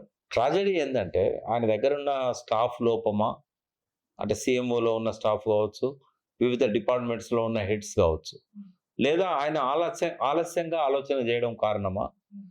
వాళ్ళు ఏం చేశారు, కొంతమంది దగ్గర వాళ్లకు ఎక్కడెక్కడి నుంచో పిలిపించుకొని, ఎక్స్పర్ట్ అని చెప్పి బాంబే నుంచి పిలిపించుకొని, కొంతమంది ఎక్స్పర్ట్స్కు, కొంతమంది వాళ్ళకు దగ్గర వాళ్లకు ఈ డాక్యుమెంటరీస్ తీయాలి, ఈ పుస్తకాలు ప్రింట్ చేయాలి, ఈ ప్రజల్లోకి తీసుకెళ్ళాలి, డిపార్ట్మెంట్ వారీగా సాధించిన ఫలితాలను డాక్యుమెంటేషన్ చేయాలి. ఇదేంటంటే ఇది చేశారు. అప్పటికి దశాబ్ది ఉత్సవాలు అయిపోయినాయి. నేను అప్పుడు అడ్వైస్ కూడా ఇచ్చాను, ఆయన దాకా పోలేదు కావచ్చు. అది ఏమనంటే దశాబ్ది ఉత్సవాలు కాదు, ఈ సంవత్సరం మొత్తం ఈ ఉత్సవాలు నడపాలి, అప్పుడు జనంలోకి పోతాయి అవి. కానీ వాళ్ళు స్టిపులేటెడ్ టైం పెట్టుకున్నారు. జూన్ 2 నుంచి 20 వరకు, 23 వరకు పెట్టుకున్నారు. ఆ టైంలో ఈ డాక్యుమెంటరీస్ రెడీ కాలేదు, ఆ పుస్తకాలు రెడీ కాలేదు. అవన్నీ రెడీ అయ్యేసరికి ఉత్సవాలు అయిపోయినాయి. ఆ టైంను కనుక వాళ్ళు ప్రాపర్గా జనంలోకి తీసుకుపోగలిగి ఉంటే ఈ ఫలితం డిఫరెంట్గా వచ్చేది. మీరు అన్నమాట నిలబెట్టుకోరు సార్. ఎట్లంటే కోర్ ఐడియాలజీ, నేను తెలంగాణ ఐడియాలజీ, నాకు రాజకీయ సంబంధం పెద్దగా ఉండదు, గిరీష్ అని చెప్పి మాట్లాడుకుంటారు, మీరు మాట్లాడారు. అయితే వెన్ యూ సే దిస్, ఇప్పుడైతే మీరు అన్నారు కదా sir, these might be the failure of a hattrick scenario అని నా అభిప్రాయం. I just wanted to validate, మీతో ఒకసారి వ్యాలిడేట్ చేద్దామని అనుకోసారి. మూడోసారి కేసీఆర్ గారి ప్రభుత్వం తెలంగాణలో రాకపోవడానికి కారణం కేసీఆర్ గారి కంటే ఎక్కువ ఎమ్మెల్యేల మీద ఉన్న కొంచెము గొప్పనో డిసెంట్ ఆర్ ప్రజలకున్న వ్యతిరేకం. అది అంచెలంచెలుగా కేసీఆర్ గారు ఫిక్స్ చేయలేదు కాబట్టి ఆ గ్యాప్ని మేబీ అర్థం చేసుకోలేదేమో, ఆర్ మేబీ కమ్యూనికేషన్ జరగలేదేమో, వాట్ ఎవర్ ఇట్ ఇస్. రాజకీయంగా party knows and party leadership knows. దీనివల్ల ఇది రాజకీయంగా కొంచెం ఎఫెక్ట్ పడ్డది అని అనేది పార్షియలీ కరెక్ట్ అంటారు. నేను వెతుక్కుంటూ పోయినాను, 26 కారణాలు కనపడ్డాయి నా కూటమికి. ఇంకా ఉండొచ్చు ఇంకో 3-4, బట్ అలా ప్రధానమైనవి ఫస్ట్ ఒక 4-5 ఉంటాయి. అసలు మొదటి కారణమే వాళ్ళు తెలుసుకోలేకపోయారు. అంటే ఎంత ట్రాజెడీ అంటే ఎలక్షన్లు అయినాక 2 నెలల దాకా కూడా రివ్యూలు పెట్టుకున్న తర్వాత కూడా అసలు మేము ఎందుకు ఓడిపోయినాం అంటే వాళ్ళు 4వ కారణం, 5వ కారణం, 3వ కారణం చెప్తున్నారు తప్ప మొదటి కారణం చెప్పట్లేదు. అయితే ఆ మొదటి కారణం ఏంటి? నేను ఫస్ట్ టైం అది మీడియాలో చెప్పేదాకా వాళ్ళకు తెలియదు, సమాజానికి తెలియదు, ఎవరికి తెలియదు. ఇద్దరికే తెలుసు. అది దాన్ని ప్లాన్ చేసిన నరేంద్ర మోడీ గారికి తెలుసు. దాన్ని అనలిస్ట్గా నేను 2 నెలలు ఆలస్యంగానైనా డీకోడ్ చేయగలిగినా ఇంకెవరికి తెలియదు. అది షాక్ అయిన అందరు. మొట్టమొదటి కారణం ఏంటంటే నరేంద్ర మోడీ గారు ఎట్టి పరిస్థితుల్లో కేసీఆర్ గారిని స్ప్రెడ్ గానే దలుచుకోలేదు. తెలంగాణ దాటి ఇతర రాష్ట్రాలకు పోవాలని అనుకోలేదు. ఆయన ఇక్కడనే ఆయన పరిమితం చేయాలనుకున్నాడు. ఆయన ఓటమికి ఒక 3 నెలల నుంచి కార్యాచరణ ప్రణాళికను సిద్ధం చేశాడు. నేను అప్పుడు రివీల్ చేశాను కాబట్టి మళ్ళీ చేస్తాను. ఇదే హైటెక్ సిటీలో ఒక పెద్ద ఆఫీస్ తీసుకొని రాజ్నాథ్ సింగ్ కొడుకు, అమిత్ షా కొడుకు వాళ్ళిద్దరు ఎస్టాబ్లిష్ చేశారు ఆఫీస్. ఇక్కడ 300-400 మంది ఎంప్లాయీస్ని పెట్టారు. ఎంప్లాయీస్ని వాళ్ళే చూజ్ చేసుకున్నారు. Best of the best software కంపెనీలలో బెస్ట్ ఆఫ్ ది బెస్ట్ ఎంప్లాయీస్కి ఎంత సాలరీ ఇస్తున్నారో తెలుసుకొని ఆ హెచ్ఆర్ల ద్వారా వాళ్ళు మనకు ఉండాలంటే అంతకు 2 రెట్లు ఎక్కువ ఇవ్వాలని చెప్పి వాళ్ళందరినీ జెమ్స్ లాంటి వాళ్ళని తీసుకొచ్చి పెట్టారు. పెట్టి సెఫాలజిస్టులను, ఫీల్డ్ స్టాఫ్ను పెట్టి మొత్తం సర్వే చేయించారు. ఇది ఒక 1 ఇయర్ జరిగింది. ఎందుకంటే అధికారంలోకి రావాలనుకున్నారు ఇక్కడ బీజేపీ. 3 నెలల ముందు ఏం జరిగిందంటే వీళ్ళని పిలిపించుకున్నారు మోడీ. అమిత్ షా, మోడీ ఇద్దరు వీళ్ళని ఢిల్లీకి పిలిపించుకున్నారు. కోర్ పీపుల్ని. ఎన్ని స్థానాలల్లో మనం పోటీ ఇవ్వగలుగుతాం అంటే 45 స్థానాలు ఇవ్వగలుగుతాం. బండి సంజయ్ చాలా దూకుడుగా పోతున్నాడు కదా, ఎలక్షన్స్ ఇంకా టైం ఉంది కాబట్టి అప్పటి వరకు ఎంత రీచ్ కాగలుగుతాం అంటే ఒక 60 స్థానాల్లో బలమైన పోటీ ఇవ్వగలుగుతాం. ఎన్ని గెలుస్తాం అంటే హార్డ్లీ మీలాంటి వాళ్ళు వచ్చి ప్రచారం చేస్తే ఒక 15 గెలుస్తాం. అప్పుడు ఆలోచించాడు ఆయన. 60 స్థానాల్లో పోటీ ఇవ్వడం అంటే యాంటీ ఇన్కంబెన్సీని స్ప్లిట్ చేయడం. ఎవరు గెలుస్తారు? బీఆర్ఎస్ గెలుస్తారు. కాబట్టి వెంటనే డిసిషన్ తీసుకొని బండి సంజయ్ని తప్పించారు. ఆ నింద బీఆర్ఎస్ మీద వేశారు. బీఆర్ఎస్కు మోడీకి దగ్గర సంబంధాలు ఉన్నాయి, అందుకే బండి సంజయ్ని తప్పించిండు కేసీఆర్ అని చెప్పి. ఎందుకంటే ఆయన బీజేపీ అధికారంలోకి రావడానికి దూకుడుగా పోతున్నాడు అని చెప్పేసి. రెండవది, నమ్మడానికి ఇంకొక ఉదాహరణ ఏం పెట్టారంటే, కవిత మీద లిక్కర్ కేసు ఉన్నా ఈడీ, సిబిఐ 2 సార్లు ఇంటికి వచ్చి ఇంట్రాగేట్ చేసినా ఆమె మాత్రం అరెస్ట్ చేయట్లేదు. ఎందుకంటే బీజేపీకును బీఆర్ఎస్కు ఒక బలమైన సంబంధం ఉంది. ఇది ఎవరో కాదు చేసింది, బీజేపీ చేసింది. బీజేపీ సోషల్ మీడియా కూడా పరోక్షంగా దీనికి సహకరించింది. ఇక అది సునీల్ కొనుగోలుకు అది ఒక పాల్పోసినట్టు అయింది. ఇక ఆయన దీన్ని అడ్వాంటేజ్ తీసుకొని ఇది చేసి ఏం చేశారంటే ఫైనల్గా ముస్లిం కమ్యూనిటీని దూరం చేశారు బీఆర్ఎస్కి. సెకండ్, యాంటీ ఇన్కంబెన్సీని స్ప్లిట్ చేయగలిగారు. సాలిడ్ ఓట్స్ ఉండేది ముస్లిం కమ్యూనిటీకి. 40 స్థానాలలో రూరల్ తెలంగాణలో గెలుపు ఓటములను తారుమారు చేయగలిగిన స్థాయిలో వాళ్ళకు with your permission metrics, election metrics, because when it comes to numbers Muslim vote bank చాలా కీలకం కదా, అందులో డౌట్ లేదు. అయితే ముస్లిం ఓట్ బ్యాంక్ ఏ రకంగా షిఫ్ట్ అయింది అనే దానికంటే ఒక పర్సెప్షన్ సార్. మేబీ ముస్లింల చైతన్యము ప్రాంతీయ పార్టీల కంటే ఎక్కువ మేము జాతీయ పార్టీలతో ఉంటేనే బీజేపీతో మాకు బీజేపీ పట్ల ఉన్న మా వ్యతిరేకత ఆరు మాకు లాభం జరుగుతుంది. ప్రాంతీయ పార్టీలు చేయలేకపోవచ్చు because agenda is created at national level but not at regional level అన్న పర్సెప్షన్ కూడా గట్టిగానే మన ముస్లిం ఓటర్ లిస్టులలో ఉండే. అట్లుంటే హైదరాబాద్లో 10-20 స్థానాలు ఓడిపోయేటోళ్ళుగా. ఎందుకంటే బలంగా ఉన్నది హైదరాబాద్ ముస్లిమ్స్, కరెక్టే, ఎక్కువ నంబర్. అయితే అట్లా రాలేదు వాళ్ళల్లో అది రాలేదు. ఏం చేశారంటే ఓవైసీకును కేసీఆర్కు చాలా స్ట్రాంగ్ బాండింగ్ ఉంది 9.5 సంవత్సరాలు. కాబట్టి ఓవైసీ కానీ ఓవైసీ బ్రదర్స్ ఇద్దరు కూడా ఎట్టి పరిస్థితుల్లో కేసీఆర్ దూరం కావాలనుకోలేదు వాళ్ళు. బట్ ఎక్కడెక్కడి నుంచో మౌల్వీ సాబులు వాళ్ళకి వెనకాల ఉన్న వాళ్ళ పదవులు ఏంటో తెలియదు, సైలెంట్గా చాప కింద నీరులాగా ఓ రోజు నేను నెక్కొండ పోయినాను. నెక్కొండకు ఢిల్లీ నుంచి ఒక ఆయన వచ్చిండు ముస్లిం, వచ్చి ముస్లింలు అందరినీ మసీదు పిలుచుకొని ఆయన తన పదవి ఏందో హోదా ఏందో చెప్పి ఎట్టి పరిస్థితుల్లో మనం బీఆర్ఎస్కే వేయకూడదు, ఈసారి కాంగ్రెస్కే వేయాలి అంటే ఇక హార్డ్ కోర్ తెలంగాణ వాదులు కూడా ఆయన ప్రామిస్ చేయించుకున్నాడు కాబట్టి అటు దిక్కేశారు. ఇది రూరల్ తెలంగాణలో జరిగింది, అర్బన్లో జరగలేదు. ఎందుకు జరగలేదు తెలుసా మీకు? కేసీఆర్తో ఎంత క్లోజ్గా ఉంటారో ఓవైసీ బ్రదర్స్, అమిత్ షాతో కూడా అంతే క్లోజ్గా ఉంటారు. వాస్తవంగా దేశవ్యాప్తంగా అమిత్ షా ఆడుతున్న చదరంగంలో ఇద్దరు ఓవైసీ బ్రదర్స్ పావులుగా పనికొస్తున్నారు. ఆయన ఇచ్చిన స్ట్రాటజీ ప్రకారమే ఉత్తరప్రదేశ్, బీహార్ అంతకుముందు ఎక్కడ పోటీలు పెట్టేవారు కాదు వీళ్ళు. కాంగ్రెస్ను దేశవ్యాప్తంగా దెబ్బకొట్టే దానిలో భాగంగా అక్కడ పనిచేశారు. అమిత్ షా ఇక్కడ వాళ్ళకి ఆ ప్రోగ్రామ్ ఇవ్వలేదు. ఎందుకు ఇవ్వలేదు అని అంటే యాంటీ ఇన్కంబెన్సీ ఏదైతే టీఆర్ఎస్కి ఉందో ఆ ఓట్లు స్ప్లిట్ కావద్దు అనుకున్నాడు. అందులో ఇవన్నీ పనిచేస్తాయి. అంటే రూరల్లో ముస్లిమ్స్ పోయి చెడగొట్టడంలో కూడా ఆయన పాత్ర ఉంది. అంటే ప్యూర్లీ నరేంద్ర మోడీ అమిత్ షా ప్లాన్ అనేది ఫస్ట్ రీజన్ కేసీఆర్ ఓడిపోవడానికి. ఎందుకంటే 38% వచ్చిన తర్వాత కూడా ఆయన గెలవలేదు అని అంటే just because of polarisation of anti incumbency votes towards Congress. అది రేవంత్ రెడ్డి మీద ప్రేమ కాదు, రేవంత్ రెడ్డితో అండర్స్టాండింగ్ కాదు, రాహుల్ గాంధీతో అండర్స్టాండింగ్ అంతకంటే కాదు. ఒక తెలిసిన శత్రువుని కొట్టడం ఈజీ మోడీ గారికి. కేసీఆర్ తెలియని శత్రువు. ఈయన స్ప్రెడ్ అయినట్టయితే ఇద్దరే ప్రమాదకరమైన వ్యక్తులు నేషనల్ లెవెల్లో బీజేపీకి. ఒకరు అరవింద్ కేజ్రీవాల్, ఒకరు కేసీఆర్. ఈ దేశంలో వీరిద్దరు తప్ప స్ప్రెడ్ కావాలని ఆ పార్టీ అనేవాడు ఇంకోడు లేడు. ఉన్న మాయావతిని తొక్కేశారు, వాళ్ళ కంట్రోల్లో పెట్టుకున్నారు. ములాయం సింగ్ యాదవ్ పోయిన తర్వాత ఇంకా పార్టీ ఉత్తరప్రదేశ్కే పరిమితమైంది. లాలూ ప్రసాద్ జైలు పోయిన తర్వాత ఆ పార్టీ బీహార్కే పరిమితమైంది. రామ్ విలాస్ పాస్వాన్ చనిపోయిన తర్వాత ఆ పార్టీ అక్కడనే పరిమితమైంది. కమ్యూనిస్ట్ పార్టీలు నామరూపాలు లేకుండా పోయినాయి, గుర్తింపును కోల్పోయినాయి. ఇంకా కేవలం జాతీయ స్థాయిలో ఏదైనా రేపు చక్రం తిప్పగలిగేది ఒకటి కేసీఆర్, రెండోది కేజ్రీవాల్. ఈ ఇద్దరిని కూడా లిక్కర్ స్కామ్లో పెట్టించేసి ఈయన బిడ్డను పెట్టిండు, ఆయనను పెట్టిండు డైరెక్ట్గా. అలా ఏ ఆధారం లేకపోయినా శరత్ చంద్రారెడ్డిని కొన్నారు. శరత్ చంద్రారెడ్డి ఎప్పుడైతే లిక్కర్ స్కామ్లో అరెస్ట్ అయ్యిండో బెయిల్ కోసం 5 కోట్ల రూపాయలు బాండ్స్ కొన్నారు. బీజేపీ బాండ్స్ కొన్నాడు బెయిల్ కోసం, ఎలక్ట్రల్ బాండ్స్. అది అయిన తర్వాత 25 కోట్లు పెట్టి వాళ్ళని ప్లీజ్ చేశాడు. ఆయనను అప్రూవర్గా మార్చుకున్నారు.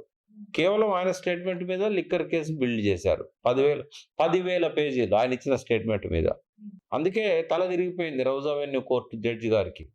ఒక అప్రూవర్ ఇచ్చిన దాని మీద కేసు ఎట్లా బిల్డ్ చేశారు, ఇందులో ఆధారాలను ప్రైమ్ ఆఫేసి ఎట్లా తీసుకోవాలి? ఎందుకంటే confessions before in the custody of police ఇది నాట్ అడ్మిసబుల్. కాబట్టి ఏం చేశాడు, ఆయన కొట్టిపడేశాడు. ఇలా ఛార్జెస్ ఫ్రేమ్ చేయాలంటే నాకు ఏ ఛార్జ్ కనబడట్లేదు, దీనిలో ప్రైమ్ ఆఫేసే లేదు ఈ కేసులో అని. మళ్ళీ దాన్ని నడిపేయడానికి ఇప్పుడు ఫేస్ సేవింగ్ కావాలి కదా. మరి మా సిసోడియా గారిని 550 రోజులు మనీష్ సిసోడియా జైల్లో పెట్టారు కదా. ఈమె కూడా ఒక పార్లమెంట్ మెంబర్ అండ్ ఇది కదా, మళ్ళీ ఫేస్ సేవింగ్ కావాలి కదా. అందుకని మళ్ళీ సిబిఐ ఎంక్వైరీ స్టార్ట్ చేశారు.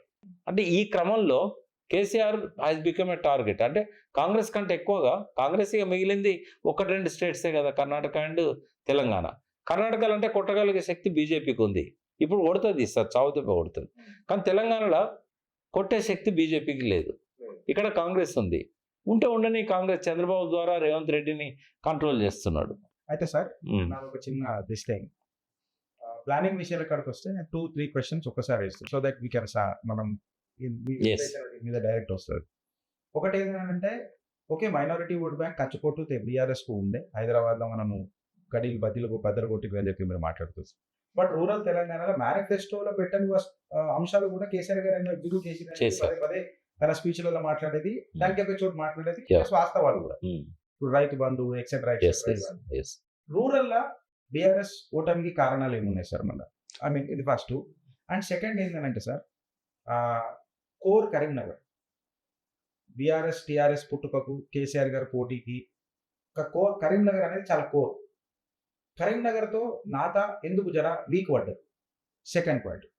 థర్డ్ ఏంటంటే సార్, ఈ ఎలక్షన్ రిజల్ట్ అనేది ఇది సర్ప్రైజా అని అన్నట్టు ఒకటి అయిపోయింది. అట్లీస్ట్ ఓకే రెస్పెక్టబుల్ ఫిగర్ అని నేను అన్నా, ఇంత ఘన చరిత్ర కలిగి తెలంగాణ ఉద్యమంలో తెచ్చిన party, MLA elections etcetera. But MP ఎలక్షన్స్లో 0. ఈ మూడింటి మీరు ఇంటర్లింక్ ఎట్లా చేస్తారు సార్? ఒక్కొక్క దాని మీద చెప్తాను. ఇప్పుడు లాస్ట్కి వచ్చిన ఫస్ట్ చెప్తాను. కవిత గారిని అరెస్ట్ చేయకుండా ఇంట్రాగేషన్ పేరు మీద వచ్చి కూడా వదిలేయడం వల్ల బీజేపీ బీఆర్ఎస్ ఒకటనే ముద్ర పడడం అనేది, ఆ లిక్కర్ స్కామ్లో ఆమె ఉన్నది అని చెప్పి జనం నమ్మారు. ఈ అరెస్ట్ చేయకుండా వదిలేయడం వల్ల బీఆర్ఎస్ బీజేపీ ఒకటని నమ్మారు. అది one of the reason for KCR defeat. 26 కారణాలలో అది కూడా ఒక కారణం. ఎంపీ ఎలక్షన్లు వచ్చే నాటికి ఆమె అరెస్ట్ అయ్యి జైల్లో ఉంది. ఇంకా ఎస్టాబ్లిష్ అయిపోయింది లిక్కర్ స్కామ్లో కవిత ఇన్వాల్వ్ అయింది. తర్వాత ఒకటి కాంగ్రెస్ మామూలు స్థాయిలో కాకుండా విపరీతమైన అబద్ధాలు ప్రచారం చేసింది. అలా వన్ ఆఫ్ ది అబద్ధం ఏంటంటే ఏటీఎంగా మారిపోయింది కాళేశ్వరం అని చెప్పి. దానిలో ఎలక్షన్ల కంటే కొంచెం ముందు ఆ షెడ్యూల్ వచ్చిన తర్వాత, ఎలక్షన్ షెడ్యూల్ వచ్చినాక రెవెన్యూ అండ్ పోలీస్ మీద అధికారము ఎలక్షన్ కమిషన్కు మారుతుంది. ఎలక్షన్ షెడ్యూల్ అక్టోబర్ 9, 2023 నాడు వచ్చింది.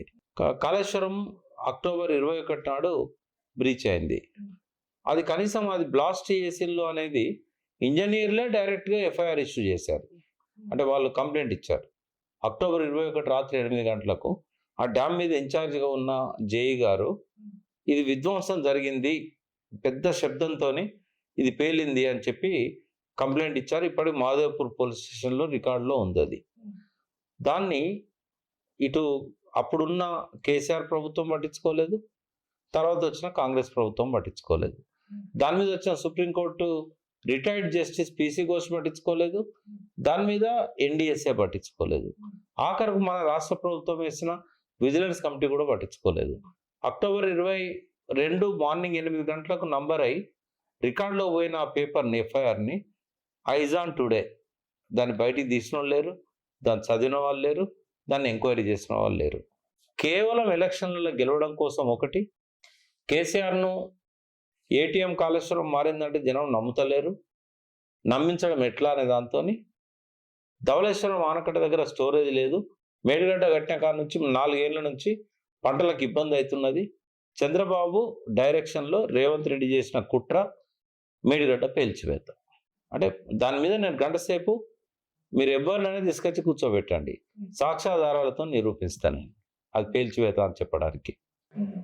పీసీ ఘోష్ అబ్జర్వ్ చేసిన ఇర్రెగ్యులారిటీస్ కానీ, ఎన్డీఎస్ఏ వాళ్ళు చెప్పిన లోపాలు కానీ కాసేపటి కోసం అన్నీ ఉన్నాయని అనుకుందాం, అడ్మినిస్ట్రేటివ్ అన్నీ ఉన్నాయని అనుకుందాం.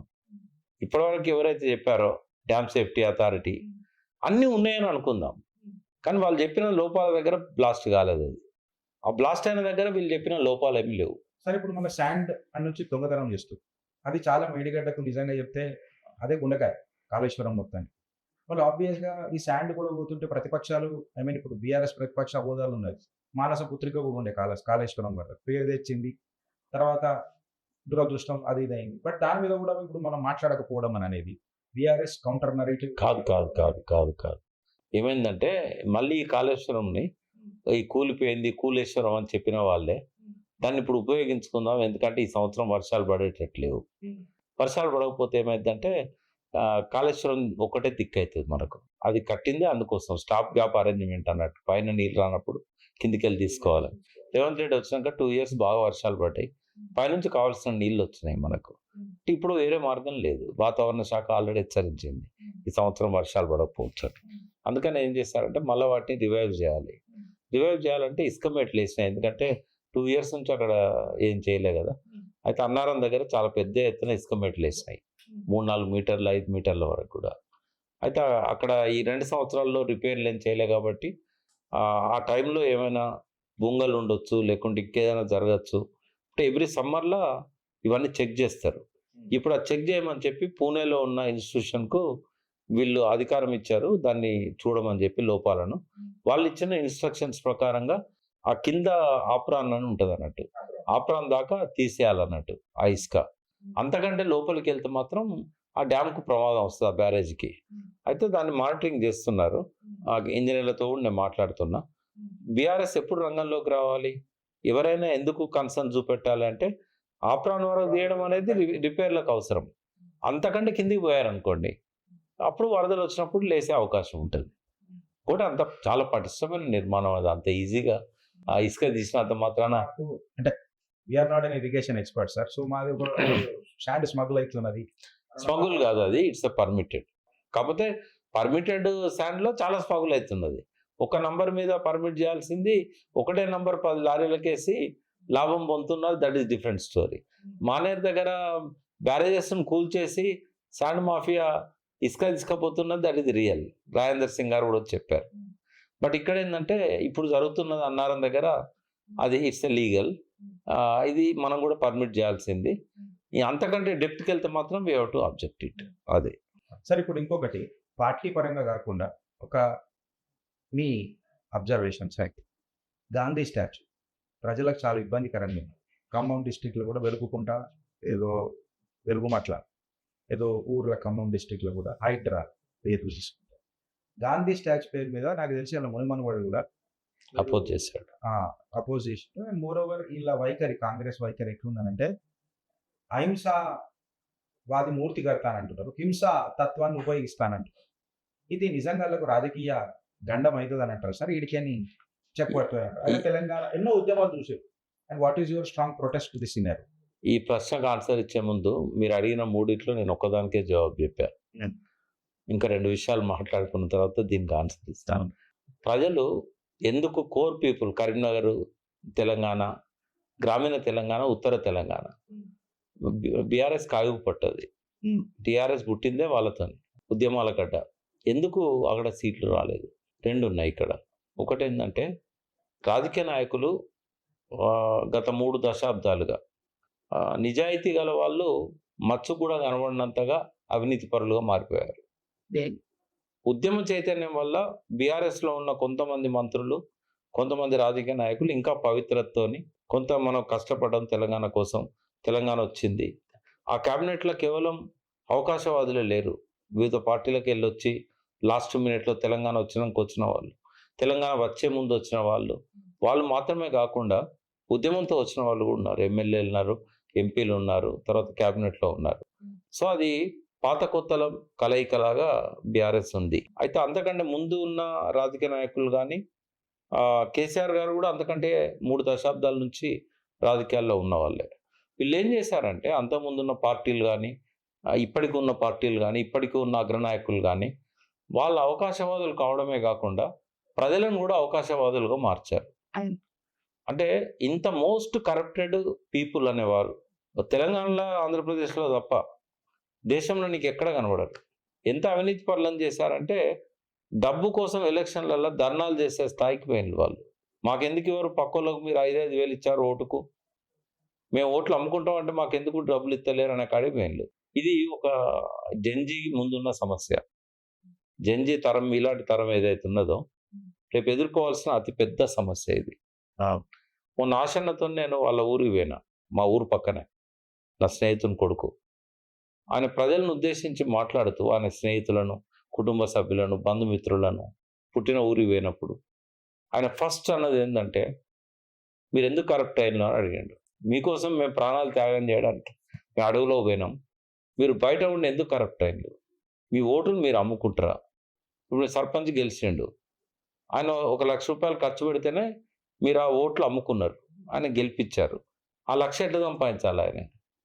అంటే మీ ద్వారా మళ్ళీ ఆయన కరప్ట్ కావాలి. మళ్ళీ ఆయనే నెక్స్ట్ ఎలక్షన్ల కోసం మళ్ళీ ఇంకో 1,00,000 సంపాదించాలి. ఆయన ఈ కాలం అంతా ఆయన దర్పం నెరవేర్చాలి కదా, ఆయనకు మళ్ళీ ఇంకో 1,00,000, 2,00,000 కావాలి. అంటే ఎట్లా అవకాశవాదులుగా మారుతున్నారు? మీరు చైతన్యాన్ని ప్రదర్శించాలి, మీరు సోయి తెచ్చుకోవాలి, మీరు నాన్ కరప్టెడ్ ఉండాలి. మీకోసం డిమాండ్ చేయడానికి మేము ఉంటాం. కానీ మీరు మారకుండా మీరు అట్లే అవకాశవాదంలో ఉంటే మాలాంటి వాళ్ళం బయటకు వచ్చి కూడా ఏం చేయాలని అడిగిండు ఆయన. ఇదే ప్రశ్న నేను అడుగుతున్నాను. ప్రజలు కరప్ట్ కావడం అనేది మొట్టమొదటి ఓటమిలో అదొక ముఖ్యమైన అంశం. సెకండ్ ఏంటంటే అంటే ఆడ పోటీ పడ్డారు ఒక్కొక్క పార్టీ, అది వేరు విషయం. ఉద్యమ పార్టీ కూడా డబ్బులు ఇచ్చే ఓట్లు కొనే పరిస్థితి వచ్చింది అక్కడ. రెండవది ఏంటంటే గతంలో ఎన్నడూ లేనంతగా ప్రజలను నమ్మించగలిగే స్థాయిలో అబద్ధాలు చెప్పాడు, హామీలు ఇచ్చాడు రేవంత్ రెడ్డి, కాంగ్రెస్ పార్టీ. అంటే ఏ స్థాయిలో పోయారు వాళ్ళంటే ఒక అమెరికాలో ఒక స్టేజ్ మీద, అమెరికా తెలుగు అసోసియేషన్ వేదిక మీద మోడరేట్ చేసే లేడీ రేవంత్ రెడ్డిని అడిగింది. అంటే ఆయన ఏమన్నాడంటే ప్రజలు హామీలను నమ్ముతారు, రాజకీయ నాయకులు ఇచ్చే హామీలను, వాగ్దానాలను నమ్ముతారు, కానీ వాళ్ళు నెరవేర్చారు. గొర్రె కషాయాన్ని నమ్మినట్టుగా ప్రజలు వాళ్ళనే నమ్ముతారు, ఆ నాయకులనే. అధికారంలోకి వచ్చినాక వాళ్ళు ఏం చేయరు, అయినా కూడా ప్రజలు అట్లే నమ్ముతారు. అంటే మరి రేపు నువ్వు కూడా అధికారంలోకి వస్తే అంతే చేస్తావు అంటే నవ్విండి ఆయన. అంటే రేవంత్ రెడ్డి నేను ఎక్కడ అప్రిషియేట్ చేస్తా అంటే తను చేయబోయే మోసాన్ని ఓపెన్గా ఎలక్షన్ల కంటే ముందు, నామినేషన్ల కంటే ముందు అమెరికాలో వేదిక మీద చెప్పాడు. అది అన్ని యూట్యూబ్ ఛానళ్ళు దాన్ని టెలికాస్ట్ చేసినాయి, మెయిన్ స్ట్రీమ్ ఛానళ్ళు టెలికాస్ట్ చేసినాయి, అయినా ఈ ప్రజలకు సోయలేదు. అంటే ప్రజలు ఎంతగా మారిపోయిందంటే సిరివెన్నెల పాట ఉంది, నిగ్గదీసి అడుగు ఈ సిగ్గు లేని జగాన్ని, అగ్గితోని కడుగు ఈ సమాజ జీవోత్సవాన్ని, మారదు లోకం మారదు కాలం ఆ దేవుడు దిగిరాని అని చెప్పి ఆయన పాట ఉంటుంది గాయం సినిమాలో. ఇవాళ ప్రజల్లో ఉన్న పరిస్థితి అది. కృతజ్ఞత లేదు, కృతజ్ఞులుగా మారిపోయారు. దానికి 2 కారణాలు. ఒకటి, వాస్తవాలను ఈ ప్రతిపక్ష పార్టీ ఇప్పుడు ఏదైతే ఉందో వాళ్ళకు చేర్చలేకపోవడం, అబద్ధాలని చెప్పి వారికి నమ్మించడంలో విఫలం కావడం. అవి అబద్ధాలే, మేము చేసిన ఘనకీర్తి ఇంతున్నదని చెప్పడంలో ఫెయిల్ కావడం. వాళ్ళేమో అవకాశవాదులుగా మారి కేసీఆర్ 5,000 ఇస్తుండు రైతు బంధు, రేవంత్ రెడ్డి వస్తే 7,500 ఇస్తానంటుండు. కేసీఆర్ ₹1,00,000 రుణమాఫీ చేశాడు, అని 2,00,000 చేస్తానంటున్నాడు. ఇంట్లో ఉన్న ఆడవాళ్లకు 2,500 ఇస్తానంటుండు, విద్యార్థులకు స్కూటీలు ఇస్తానంటుండు. ఇట్లాంటి ఎన్ని హామీలు, తులం బంగారం, ఇవన్నీ నమ్మిండ్లు. వీళ్ళు చేసిన పనులు చెప్పుకోవడంలో విఫలమైండ్లు. మూడో కారణం, ప్రజలు అవకాశవాదులుగా మారిపోయారు. ఇవన్నీ కూడా కేసీఆర్ గారు ఓడిపోవడానికి ఆ మొదటి 3-4 కారణాలలో ఇవన్నీ ఉంటాయి. మూడో ప్రశ్నలో పార్లమెంట్ లో జీరో ఉండే సార్. పార్లమెంట్లో జీరో రావడానికి కారణం ఏంటంటే, ఇది చాలా ఇంపార్టెంట్ క్వశ్చన్. 2 కూటములుగా దేశం విడిపోయింది. ఇండియా కూటమి, బీజేపీ కూటమి, ఎన్డీఏ కూటమి. ఎన్లో లేరు కదా కేసీఆర్. ఇండియా కూటమిలో లేడు, ఎన్డీఏ కూటమిలో లేడు. లేనప్పుడు ఏమవుతుంది? ఈయన గెలిపించినా కూడా మనకు వచ్చేది ఏముంది? అపోజిషన్లో ఉంటాడు, అధికారంలో ఉంటాడు. ఒక్క ఈయనకే రాలేదు అది. అక్కడ ఒరిస్సాలో నవీన్ పట్నాయక్ కూడా అదే పరిస్థితి వచ్చింది. ఎవరెవరైతే ఏ పార్టీలు అయితే ఈ 2 కూటమిలు లేరో, కేజ్రీవాల్ కూడా, వీళ్ళందరికీ ఇదే రిజల్ట్ వచ్చింది. అయితే పార్లమెంట్ ఎలక్షన్ జనరల్గా ప్రో మోడీ, యాంటీ మోడీ అని జరుగుతాయి. మోడీ గారి పట్ల ప్రజల్లో భ్రమలున్నాయి, విద్యార్థుల్లో భ్రమలున్నాయి. ఈ భ్రమలలో కొట్టుకుపోయారు వాళ్ళు. మోడీ కంటే మోడీ నాన్ కరప్టెడ్, మోడీ కుటుంబం లేదు, మోడీ కుటుంబ పార్టీ కాదు, ఇట్లా ప్రజలు నమ్మారు. అంటే నేషనల్ లెవెల్లో మోడీకి దేశం అంతా మద్దతు ఇవ్వాలనేది. అయితే కొన్ని ఏరియాలలో మాత్రం లోకల్ బీజేపీ ఫెయిల్యూర్ ఏమో కానీ స్థానాలు తగ్గినాయి వాళ్ళకు. బట్ ఒక ప్రభంజనంలాగా అంటే కాశ్మీర్లో ఆర్టికల్ 370 విషయం కావచ్చు, ఇట్లాంటి అనేక అంశాలు మోడీకి కలిసి వచ్చినాయి. యూత్లో కానీ తెలంగాణ ప్రజలలో కూడా దేశాన్ని నడిపే వ్యక్తి కదా. రాష్ట్రంలో కాంగ్రెస్, కానీ దేశం నడిపేది ఆయనే కదా. అది ఒక బీఆర్ఎస్ ఓట్ బ్యాంకు 20%, 23% వరకు బీజేపీకి ప్లస్ అయింది. అందులో ఈ లిక్కర్ స్కామ్ కూడా కొంత వీళ్ళని, ఇంకోటి వాళ్ళ టికెట్లు ఇవ్వడంలో కూడా చాలా పొరపాట్లు చేశారు. స్వయంగా కేసీఆర్ పోటీ చేయాల్సి ఉండే మెదక్కి, చేయకుండా ఆయన వెంకటరామరెడ్డి గారిని పెట్టడం. ఆయన అప్పటిదాకా ఈ నిర్వాసితుల సమస్య, దానికి ఆయన కాంపెన్సేషన్ ఇచ్చే క్రమంలో కలెక్టర్గా పనిచేసినప్పుడు ఆయన మీద చాలా నెగిటివ్ ఉండే. ఆ వ్యక్తిని తీసుకొచ్చి అక్కడ నిలబెట్టడం, ఎక్కడ ఓడిపోయినా ఒక సొంత నియోజకవర్గంలో గెలిపించుకునే అవకాశం ఉండే. అది ఇట్లాంటివన్నీ చాలా లోపాలు చేశారు. ఒకటి. ఇంకోటి ఏంటంటే జీరో రావడానికి మొట్టమొదటి కారణం నేను చెప్పలేదు. మొట్టమొదటి కారణం ఇంటర్నల్ అండర్స్టాండింగ్ రేవంత్ రెడ్డికును బీజేపీకి. అంటే ఎవరెవరిని ఎక్కడెక్కడ డమ్మీలను పెట్టాలి. ఉదాహరణకు దానం నాగేందర్ హైదరాబాద్లో, సికింద్రాబాద్లో పోటీ చేశాడు. కిషన్ రెడ్డికి గెలిపించుకోవాలి. కిషన్ రెడ్డి ఎలక్షన్లో నిలబడ్డప్పుడు, అంటే అంతకంటే ముందు అసెంబ్లీలో, అక్కడ సీటే లేదు, ఒక గోషామాల్ తప్ప అన్నీ బీఆర్ఎస్ ఇతర పార్టీ. సో ఏం బలం లేకపోయినా కిషన్ రెడ్డిని అక్కడ ఎంపీగా గెలిపించాలి, మోడీ గారు ఆదేశం. కాబట్టి ఒక డమ్మీని తెచ్చిపెట్టారు అక్కడ. దానం నాగేందర్కు ఒక్క నియోజకవర్గంలో బలం ఉంది, ఖైరతాబాద్. ఇంకెక్కడ లేదు ఆయనకు. అదే రామ్మోహన్ను రేవంత్ రెడ్డి ఏం చేశాడు? కాంగ్రెస్ పార్టీ వెల్ఫేర్ని ఆశించి ఎక్కువ సీట్లు కొట్టాలని ఇళ్ళకెళ్ళి బీఆర్ఎస్లోకి వెళ్ళి ఆయన వెనక్కి తీసుకున్నాడు. ఇక్కడ మేయర్గా పనిచేసినప్పుడు రామ్మోహన్ చాలా చేశాడు, బొంతు రామ్మోహన్. అన్ని నియోజకవర్గాల్లో పేరుంది ఆయనకు, ఫాలోయింగ్ ఉంది, కార్పొరేటర్లు ఉన్నారు. బీఆర్ఎస్కి ఒక బ్యాక్ బోన్ లాగా ఉన్నాడు ఆ టైంలో. ఆయన టికెట్ ఇతరులను పిలిపించి బీజేపీతో ఉన్న రహస్య ఎజెండా ముందుకు వచ్చిన తర్వాత ఆయన పక్కకు జరిపి ఈ నియోజకవర్గంలో కూడా ఉంచలేదు. ఆయన మహేశ్వరంకి ఇన్ఛార్జ్గా పెట్టాడు. ఈయన మేయర్గా ఉన్నప్పుడు మహేశ్వరంలో లేదు. ఇది ఒక్క కారణం చాలదా? దానం నాగేందర్ని ఒక డమ్మిని తీసుకొచ్చి ఈయన మీద పెట్టాడని చెప్పి మల్కాజ్గిరి ఈటల రాజేందర్ని గెలిపించాలి. ఆ క్యాండిడేట్ ఇక్కడ సంబంధం లేని వ్యక్తి, పట్టమనేది తాండూరు. సరే, ఆయన భార్య జిల్లా పరిషత్ చైర్మన్గా ఉమ్మడి జిల్లాకు నాయకత్వం వహించినా కూడా బాగా లో ప్రొఫైల్లో ఉన్న వ్యక్తి ఆమె. అక్కడ తీసుకొచ్చి పెట్టారు. అంటే ఇట్లాంటివి చాలా జరిగినాయి. బీఆర్ఎస్ కూడా గట్టి క్యాండిడేట్స్ని పెట్టలేదు. రెండోది డబ్బులు ఖర్చు పెట్టలేదు. ఇవన్నీ కూడా ప్లే చేసాం. సరే, ఇప్పుడు మీరు ఈ మాట ఇట్లా చెప్పిన తర్వాత దానం నాగేందర్ గారి కానీ, లేకపోతే మల్కాజ్గిరి విషయం కానీ, మీ శైలిలో మీరు చెప్పారు కాబట్టి రేవంత్ రెడ్డి గారు ఏమైనా కాంగ్రెస్ పార్టీని లీస్కి తీసుకుంటారట సార్? అంటే ఆయనకు కాంగ్రెస్కు ఉన్న సంబంధాల గురించి మాట్లాడాలని అంటే, రేవంత్ రెడ్డికి ఒక బర్నింగ్ డ్రీమ్ అనేది 20 సంవత్సరాల నుంచి ఉన్నది. అంటే అప్పటికి ఆయన రాజకీయాల్లోకి రాలే. 22 ఏళ్ళు అయింది ఆయన రాజకీయాల్లోకి వచ్చి. ఆయన మొట్టమొదటి పార్టీ టీఆర్ఎస్. అంతకుముందు ఏబీవీపీ ఐడియాలజీతో ప్రభావితమైన వ్యక్తి. ఆ ఏబీవీపీ నుంచి బయటపడ్డ విద్యార్థి దశ నుంచి ఆయన బీఆర్ఎస్లోకి అడుగుపెట్టే వరకు 15-18 ఏళ్ళు చాలా స్ట్రగుల్ అయ్యిండు. ఫైనాన్షియల్ కానీ, పెళ్లి విషయంలో కానీ ఇట్లా స్ట్రగుల్ అయ్యిండు. ఆయన చిన్నప్పటి నుంచి ఎందుకో ఆయన స్టూడెంట్ లైఫ్ నుంచి కూడా స్ట్రాంగ్ డ్రీమ్ ఏంటంటే ఈ రాష్ట్రానికి ముఖ్యమంత్రి కావాలి.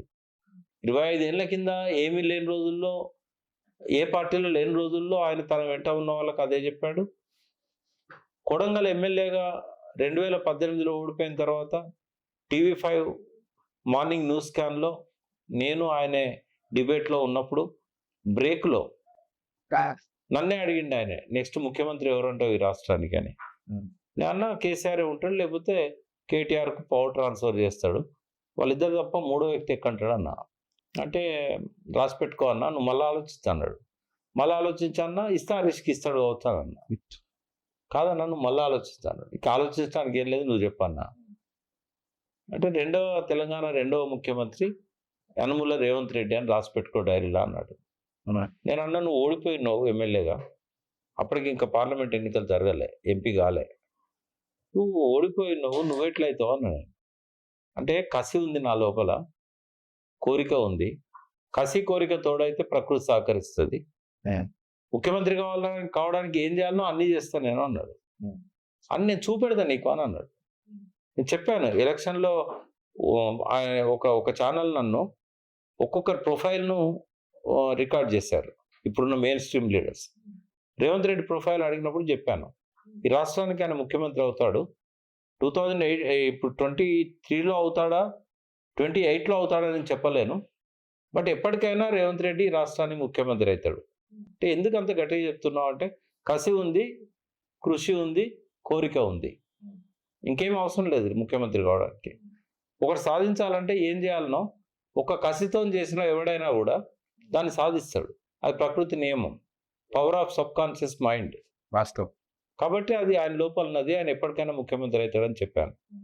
అన్నట్టుగానే ఆయన ముఖ్యమంత్రి అయ్యాడు. ఆ కసి ఆయనకి 20 ఏళ్ళ నుంచి ఉంది. దాన్ని మంట పెట్టింది, పెంచింది ఎవరు అనంటే బీఆర్ఎస్ ప్రభుత్వం. మొదటిసారి ఏమో ఆయనను జైల్లో పెట్టి బిడ్డ పెళ్లికి కూడా రానియకుండా ఏదో ఒక రోజు కోసం, ఆ రోజు ఆయన మాట్లాడిన మాటలు వింటే ఆ కసి కనబడుతుంది ఆ లోపల. అంటే రేవంత్ రెడ్డి లోపల ఆ కసి ఏదైతే ఉన్నదో అది ఆయన ఇక్కడ దాకా చేర్చింది. అయితే రేవంత్ రెడ్డి మీరన్నా అసలుదారా లేకుంటే లీజ్ హోల్డరా అని అన్నారు. అంటే లీజ్ హోల్డరా కాల్ తీసుకో. ఇక్కడ ఒకటి ఏంటంటే రేవంత్ రెడ్డి ఎదుగుదలలో ఒక వ్యక్తి యొక్క 99% అండ ఉంది. అంటే ఎవరైనా ఎదగాలనుకున్నప్పుడు ఒక మెంటర్ ఉండాలి. మెంటర్తో పాటు అన్ని లక్షణాల వ్యక్తి చంద్రబాబు నాయుడు. ఆయనకు బీఆర్ఎస్లో జెడ్పీటీసీ టికెట్ ఇవ్వనప్పుడు ఆయన ఇండిపెండెంట్ గా జెడ్పీటీసీ అయ్యాడు. లోకల్ బాడీస్లో ఎమ్మెల్సీ కావడానికి సహకరించింది చంద్రబాబు నాయుడు. గెలిచినాక తనను పిలిపించి ఆయన పార్టీలో చేర్చుకొని ఎమ్మెల్యే టికెట్ ఇచ్చింది ఆయనే. ఆ పార్టీలో అంచెలంచెలుగా ఎదుగుతూ ఆయన ఒక స్టేజ్లో టీడీపీకి ఫ్లోర్ లీడర్ కూడా అయ్యాడు ఆల్మోస్ట్. అటువంటి ఒక గొప్ప స్థాయికి తీసుకెళ్ళి తర్వాత కాలంలో తను కేసీఆర్ వల్లనే చంద్రబాబు నాయుడు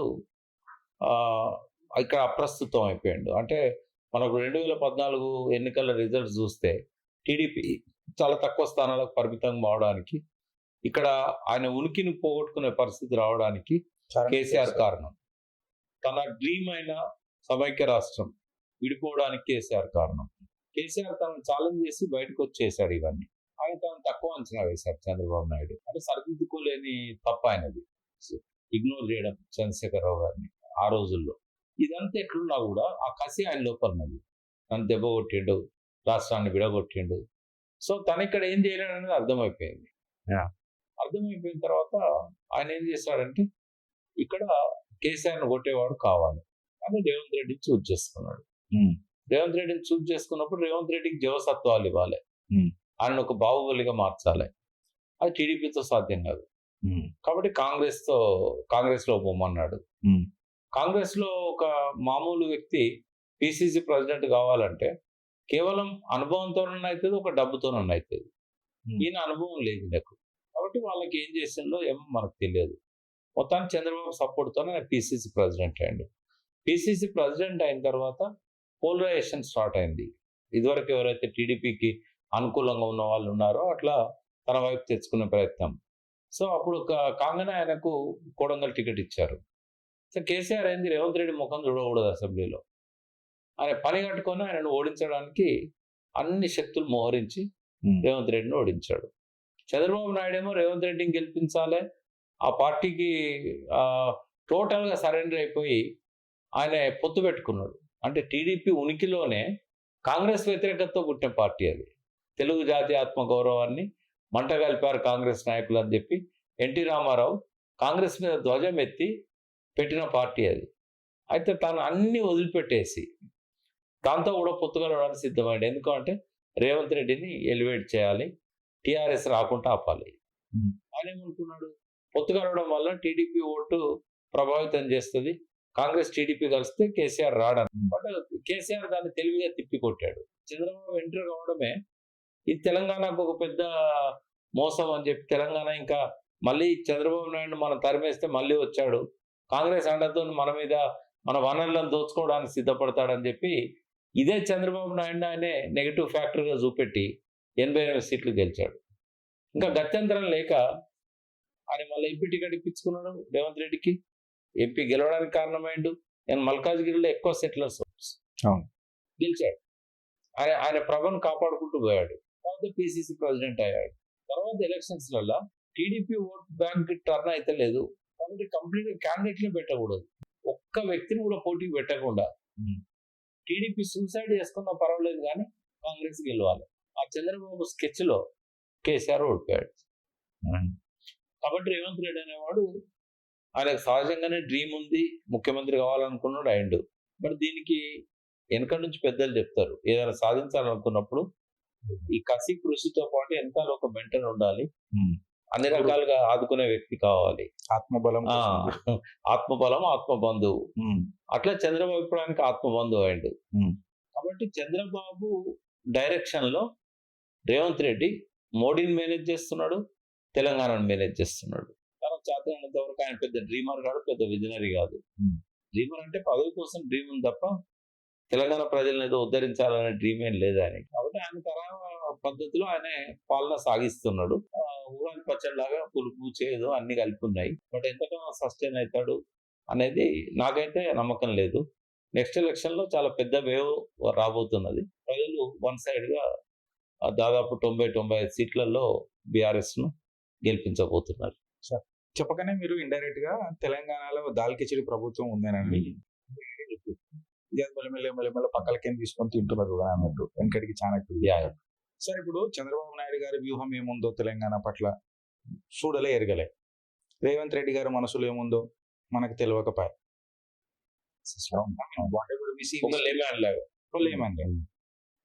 వ్యక్తిగతంగా కూడా sir, this is my own question, వ్యక్తిగతంగా కూడా ఒక హార్ట్ స్ట్రోక్ విన్నాం, ఒక బ్రెయిన్ స్ట్రోక్ విన్నాం.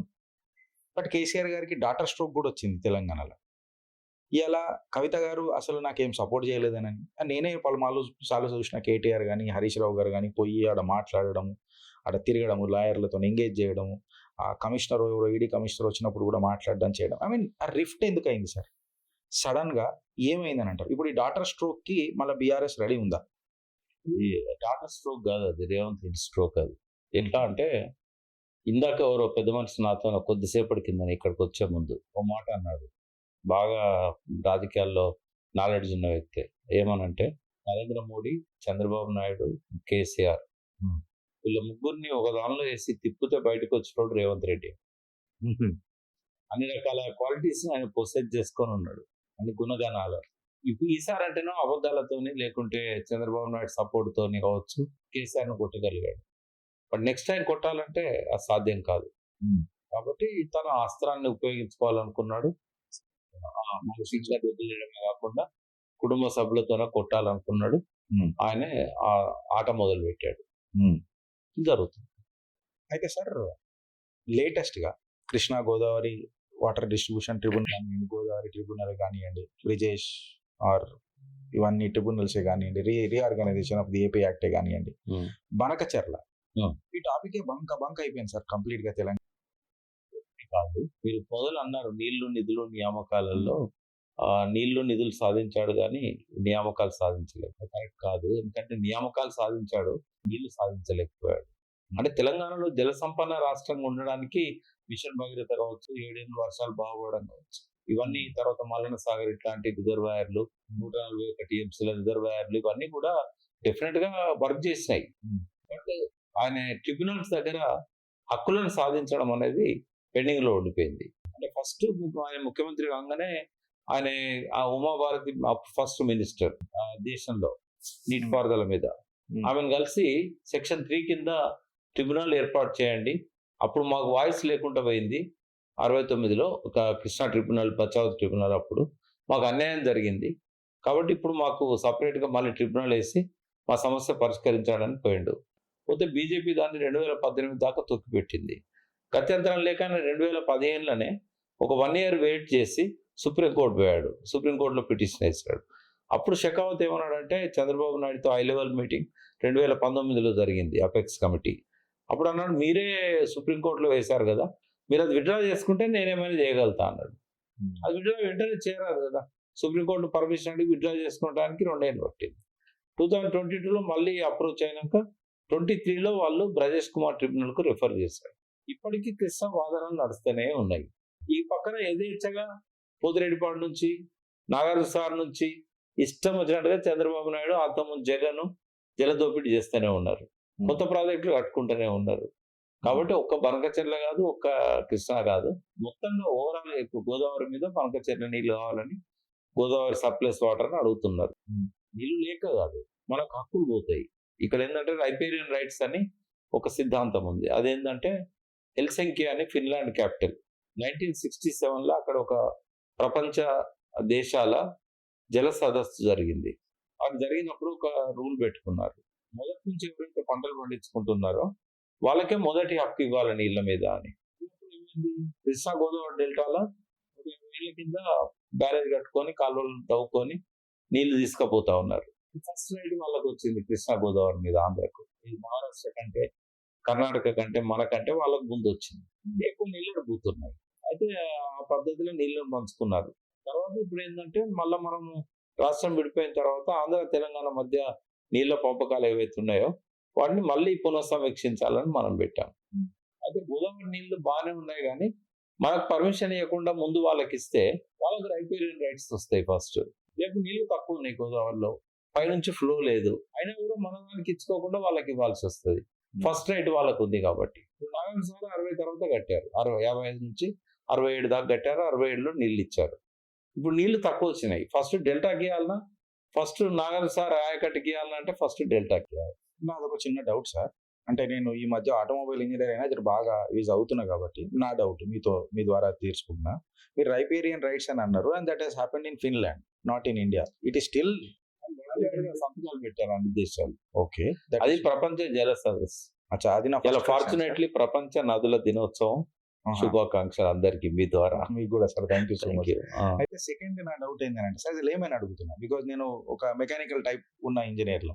సెకండ్ ఏంటంటే సార్, ఇప్పుడు 1969 1976లో ఏదైతే ఈ వాటర్ డిస్ట్రిబ్యూషన్ కృష్ణా గోదావరి ఏదైతే ఇన్కట్ జరిగిందో అప్పుడు ఉన్నది మనకు ఉమ్మడి Andhra Pradesh.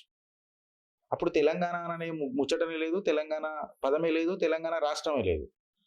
Unified Andhra Pradesh stage of water ని ఇప్పుడు తెలంగాణకు రుద్దడం అనేది కూడా ఇబ్బందికరమే కదా సార్. అప్పుడు రైపేరియన్ రైట్స్ మీద ఛాలెంజ్ చేయలేము. ఎట్లా అంటే ఒక ప్రాంతానికి ట్రిబ్యునల్ ముందు వాదించే హక్కు లేదు, ఒక రాష్ట్రానికే ఉంటుంది.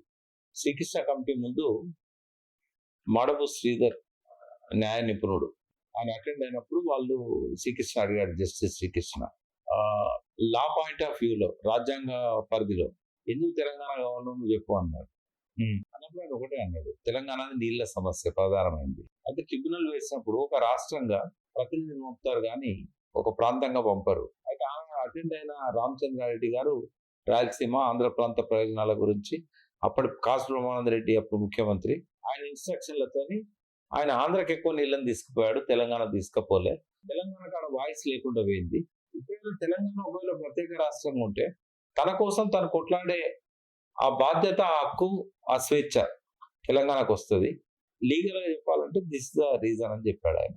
కాబట్టి ఇప్పుడు తెలంగాణ సపరేట్ అయినాక ఆ రుద్దిన దాన్ని మాకు కావాలి, మా హక్కులు మాకు కావాలని చెప్పి కొట్లాడుతున్నారు. సార్ ఇప్పుడు అంటే వ్యక్తిగతంగా సార్, నేను ఒక కట్టర్ Hindu batch or right winger అని చెప్పి మేము ఉన్నాం కూడా that is a perception however, but we still admire or inspire with the love of KCR towards Telangana.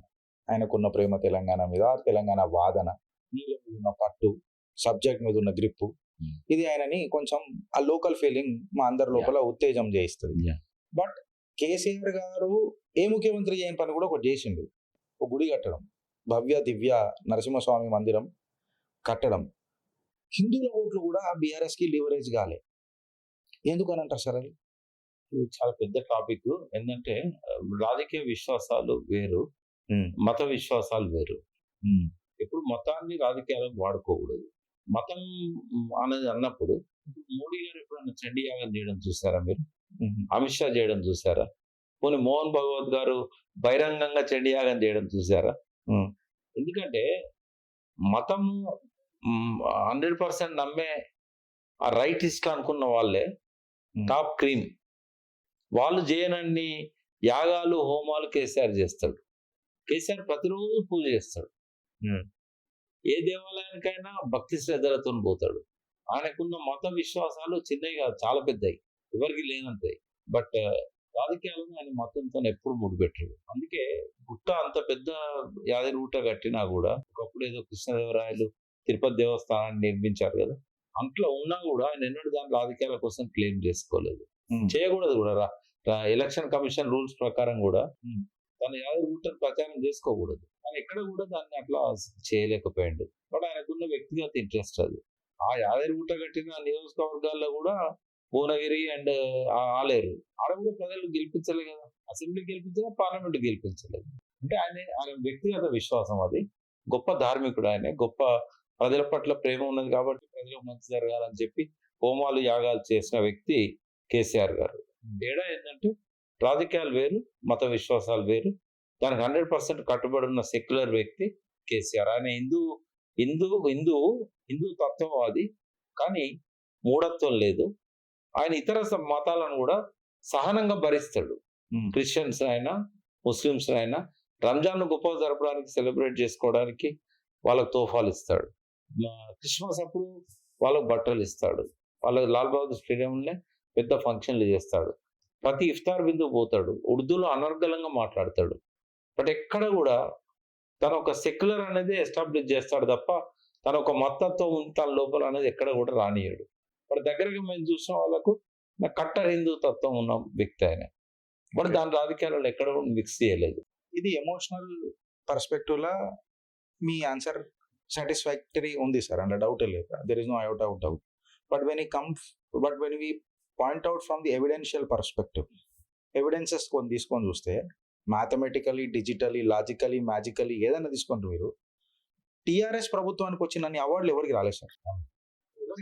Panchayati Raj ఒక సంవత్సరం 20 అవార్డులు ఇచ్చింది పంచాయతీరాజ్ శాఖకు సంబంధించి కేంద్ర ప్రభుత్వం, అన్ని రాష్ట్రాలతో కలిపి. 20లో 19 తెలంగాణకు వచ్చాయి. అయితే ఇప్పుడు నేను అడిగేది ఏంటంటే sir, to sum up the complete sort of this events, Yadagiri Gutta కట్టినాం, మనము దాన్ని లివరేజ్ చేసుకోలేకపోయినా మీరు ఆన్సర్ ఇచ్చింది. సెకండ్ ఏంటంటే మనము ఇన్ని అవార్డులు గెలిచినాం, ఈ నరేటివ్ వార్ని మనం సంపలేకపోయినాం. థర్డ్ అండ్ కీలకమైన పాత్ర ఏంటంటే BJP social media was very impactful. మీరు కూడా నాకు అదే చెప్పింది, బీజేపీ వాజ్ వెరీ ఇంపాక్ట్ఫుల్. మీ దృష్టిలో బీజేపీ అంత ఇంపాక్ట్ఫుల్ నరేటివ్ రన్ చేసినాక కూడా, పోరాటం బీజేపీ కార్యకర్తలు సోషల్ మీడియా వారియర్లు చేసినాక కూడా, బట్ దాని రివార్డ్స్ అంతా రేవంత్ రెడ్డి హైజాక్ చేసి తీసుకోవాలి సార్. అంటే బీజేపీకి నిజంగానే తెలంగాణలో భవిష్యత్తు ఉందంటారా? యాక్చువల్గా నేను ఇందాక ఫస్ట్ లో చెప్పిన, నరేంద్ర మోడీ కనుక బండి సంజయ్ని వెనక్కి లాగకుండా అట్లనే ముందుకు పోనిచ్చుంటే సార్, అప్పుడు బీఆర్ఎస్ వచ్చేది. ఇది యాంటీ ఇన్కంబెన్సీ డివైడ్ అయ్యి ఈ 38% టిఆర్ఎస్ కి అంతే ఉండేది. కానీ కాంగ్రెస్ కి 40% రాకపోతుండే, దాదాపు 31-32కి వచ్చేది. బీజేపీకి ఇంకొక 5-6% యాడ్ అయ్యేది, ఇంకో 5-6 సీట్లు గెలిచేది, 15 దాకా వచ్చేటి బండి సంజయ్ ఉంటుంటే. బట్ ఈ రోజు వరకు అదే వేవ్ కంటిన్యూ చేస్తుంటే, బండి సంజయ్ ఒకవేళ మినిస్టర్ చేసినా కూడా కిషన్ రెడ్డి రెండింటిని మెయింటైన్ చేసినట్టు బండి సంజయ్ ప్రెసిడెంట్ గా అట్లే కంటిన్యూ అయినా, లేదా ఈటల రాజేందర్ కు ప్రెసిడెంట్ ఇచ్చినా కూడా ఇవాళ బీజేపీ అధికారంలోకి రావడానికి సిద్ధంగా ఉండేది. బీఆర్ఎస్ వర్సెస్ బీజేపీ పోటీ ఉండేది ఇప్పుడు వచ్చే ఎలక్షన్ లో. ఎందుకంటే కాంగ్రెస్ ఘోరంగా ఫెయిల్ అయింది కాబట్టి సెకండ్ పొజిషన్ లో బీజేపీ ఉండేది. బీఆర్ఎస్ క్యాడర్ రీత్యా ఫస్ట్ పొజిషన్ లో ఉండేది, కాంగ్రెస్ థర్డ్ ప్లేస్ కు పోయేది. కానీ ఎందుకో వాళ్ళు స్ట్రాటజీగా ఫెయిల్ అయ్యిండు. మరి యాంటీ ఇన్కంబెన్సీ స్ప్లిట్ కాకుండా కాంగ్రెస్ అధికారంలోకి వచ్చిన డే 1 నుంచి బీజేపీ కనుక ఇండిపెండెంట్ రోల్ ప్లే చేసి, మరి అదే బండి సంజయ్నో ఈటల రాజేందర్నో ప్రెసిడెంట్ గా పెట్టుంటే చాలా దూకుడుగా ఇవాళ సెకండ్ పొజిషన్ లో ఉండాల్సింది థర్డ్ పొజిషన్ లోకి వెళ్ళిపోయింది. Last sir, second last question అనుకోండి. ఇక్కడ ఒక మాట చెప్పి క్లోజ్ చేద్దాం. Hmm. మీరు అడిగిన అన్ని వేరు, Hmm. ప్రచారాన్ని ఓట్లుగా మలుచుకోవడం వేరు. అది బీఆర్ఎస్ ఫెయిల్ అవుతున్నది, బీజేపీ ఫెయిల్ అవుతున్నది. బలం లేకున్నా, వ్యతిరేకత ఉన్నా దాన్ని ఓటు బ్యాంకుగా మలుచుకోవడంలో బాగా సక్సెస్ అవుతున్న వ్యక్తి రేవంత్ రెడ్డి. అందుకే నువ్వు ఏం చేసావు అన్నది కాదు, ఎప్పుడు వచ్చావు అన్నది కాదు, బుల్లెట్ దిగిందా లేదా, ఎన్ని సీట్లు వచ్చాయనేది ముఖ్యం. ఎవరు చేయలేదు తప్పులు, డబ్బులు ఉంచడం ఎవరు చేయలేదు, అందరూ అబద్ధాలు కూడా అర్థం చెప్పారు. బట్ సీట్లు గెలుచుకున్నది మాత్రం రేవంత్. నేను అబద్ధాలు చెప్తున్నా అని తెలిసి కూడా చెప్పి కూడా అంటే ఈనాటి రాజకీయాలలో విలువలు ఎవరికి లేవు, కానీ సీట్లు గెలవడంలో కావాల్సిన స్ట్రాటజీస్ అన్ని రేవంత్ రెడ్డికి ఉన్నాయి. కాబట్టి లోకల్ బాడీస్ అన్ని గెలుస్తున్నాడు. బట్ రేపు అసెంబ్లీ ఎన్నికల నాటికి వీళ్ళ అనుభవం నుంచి గుణపాఠాలు తీసుకొని, వీళ్ళ వైఫల్యాల నుంచి గుణపాఠాలు తీసుకోవాలి. ఇప్పటికైనా వాళ్ళు చేసిన మంచి పనులను మళ్ళీ ప్రజల్లోకి తీసుకెళ్ళాలి. ప్రతి ఇంట్లో లబ్ధిదారుడు ఉంటాడు కేసీఆర్ కు, ఆయన వల్ల బెనిఫిట్ అయిన వాళ్ళు, వాళ్ళని ఓన్ చేసుకోవాలి. నిర్మాణం లేదు, అత్యంత బలహీనమైన నిర్మాణం ఉన్నది టిఆర్ఎస్ కే, అత్యంత ఎక్కువ క్యాడర్ ఉన్నది కూడా టిఆర్ఎస్ కే. అంటే ప్రజల్లో విశ్వాసం ఉంది, నాయకుల్లో అటాచ్మెంట్ ఉంది పార్టీతోని, కానీ ఒక పదవులు బాధ్యతలు వాళ్ళకి ఇండిపెండెన్స్ ఇవ్వడం అంటే ఇది కొద్ది మందికి పరిమితంగా ఆ నాయకత్వం కనబడతా ఉంటది. మనకు పెనిట్రేట్ చేయాలి కింది దాకా, బూత్ స్థాయి దాకా. ఎలక్షన్లు అప్పుడు మాత్రమే పెట్టడం కాదు, 365 రోజులు నాయకత్వం నిర్మాణం అనేది పటిష్టంగా ఉండాలి. ఈ వైఫల్యాల వల్ల ఈ రేవంత్ రెడ్డి దాన్ని క్యాచ్ చేసుకోగలుగుతున్నాడు. బీజేపీకి నిర్మాణం పటిష్టంగా ఉంటది కానీ నాయకత్వం లేదు. చాలా నియోజకవర్గాల్లో వాళ్ళ యూత్ లో వాళ్ళ క్రేజ్ ఉంది, నాయకత్వాన్ని యూత్ కి ఇచ్చి లెవెల్ చేయాలి. తర్వాత అద్భుతంగా వాళ్ళను శిక్షణ ఇచ్చి వాళ్ళని డెవలప్ చేయాలి. బట్ ఎక్కువ ఆర్ఎస్ఎస్ మీద ఆధారపడి ఆర్ఎస్ఎస్ కున్న 87 వింగ్స్ ఏవైతున్నాయో వాళ్ళని పెనెట్రేట్ చేసి గ్రామీణ స్థాయిలో కానీ, అడవులలో, గిరిజనులలో కానీ, విద్యార్థులలో కానీ, ఏబీవీపీ లాంటి వాటిని ఇట్లా చేస్తున్నారు. కానీ నిర్మాణం, నాయకత్వం, ఈ రెండు లోపాలు బీజేపీలో ఉన్నాయి. సరే, ఇప్పుడు youth last but not the least గా యువకులు మెయిన్ గా కోరేది discipline or organised way of administration or governance. ఇంకా కరెక్ట్ గా చెప్పాలంటే law and order. Revanth Reddy గారు సర్కార్ వచ్చిన తర్వాత, రేవంత్ రెడ్డి గారు కాంగ్రెస్ ని లీజ్ కి తీసుకొని ప్రభుత్వం ఫామ్ చేసిన తర్వాత లా అండ్ ఆర్డర్ అనేది, ఫ్రెండ్లీ పోలీసింగ్ నుంచి లా అండ్ ఆర్డర్ అనేది కంప్లీట్ కాంప్రమైజ్ అయింది సార్. దానికి నిదర్శనం ఇప్పుడు మీరు కూర్చుంటున్న ఈ ఆఫీసే. మాకు 3 సార్లు దాడి అయింది మా మీద, అండ్ మోర్ ఓవర్ మా ఇంటికాడికి వచ్చే దాడి చేసిరు, ఇదంతా ఎక్సెట్రా ఇదంతా చేసిరు. ఇన్ఫాక్ట్ చెప్పాలని అంటే I'm proud to say today sitting in front of you, మేము కేసీఆర్ గారిని ఎన్నోసార్లు విమర్శించినాం, ఎన్నో పార్టీలను ఎన్నో రకాలుగా విమర్శించినాం. We respected the constitution of this country and we know our limits. ఇంత చేసినాక కూడా మా మీద ఏం దాడులు జరగలేదు, భౌతిక దాడులు, పల్లెత్తు మాటలు కూడా అనలేదు. సబ్జెక్టు ఉంటే అప్రిషియేట్ కూడా చేసిన రోజులు ఉన్నాయి. దీని పట్ల యువకుల పట్ల కాంగ్రెస్ కి ఇప్పుడు ఏ రకంగా పర్సెప్షన్ బిల్డ్ అవుతుంది అని అంటారు సార్? ఎస్పెషల్లీ మా దాడులు మేమే నిలువెత్తు సాక్షి.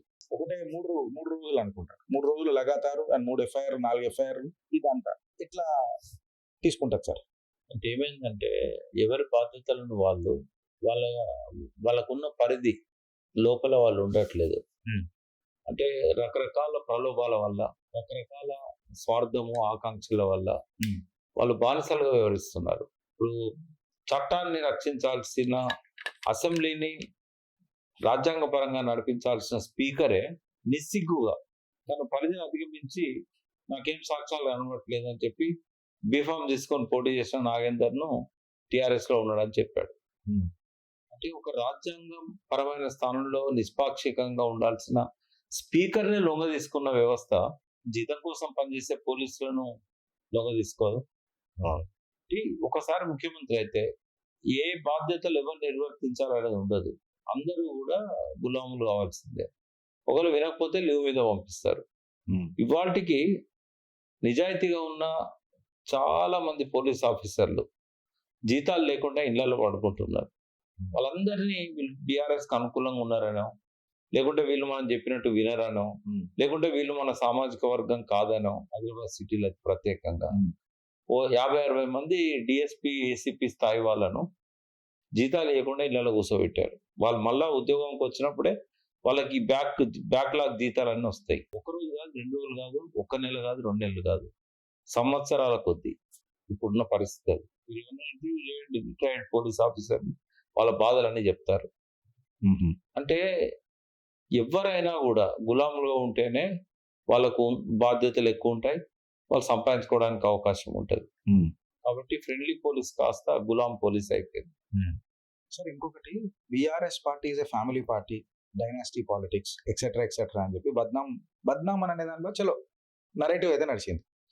వాస్తవమే ఉండొచ్చు, లేకపోవచ్చు, ఎక్సెట్రా లేకపోవడం దానికి కారణాలు ఏమో ఉన్నది. బట్ కాంగ్రెస్ పార్టీలో డిస్ట్రిక్ట్ ఒక ఫ్యామిలీ ఉంది కదా సార్, ఈ నరేటివ్ ఓవరాల్ ఎందుకు బీఆర్ఎస్ వీక్ పడుతుంది?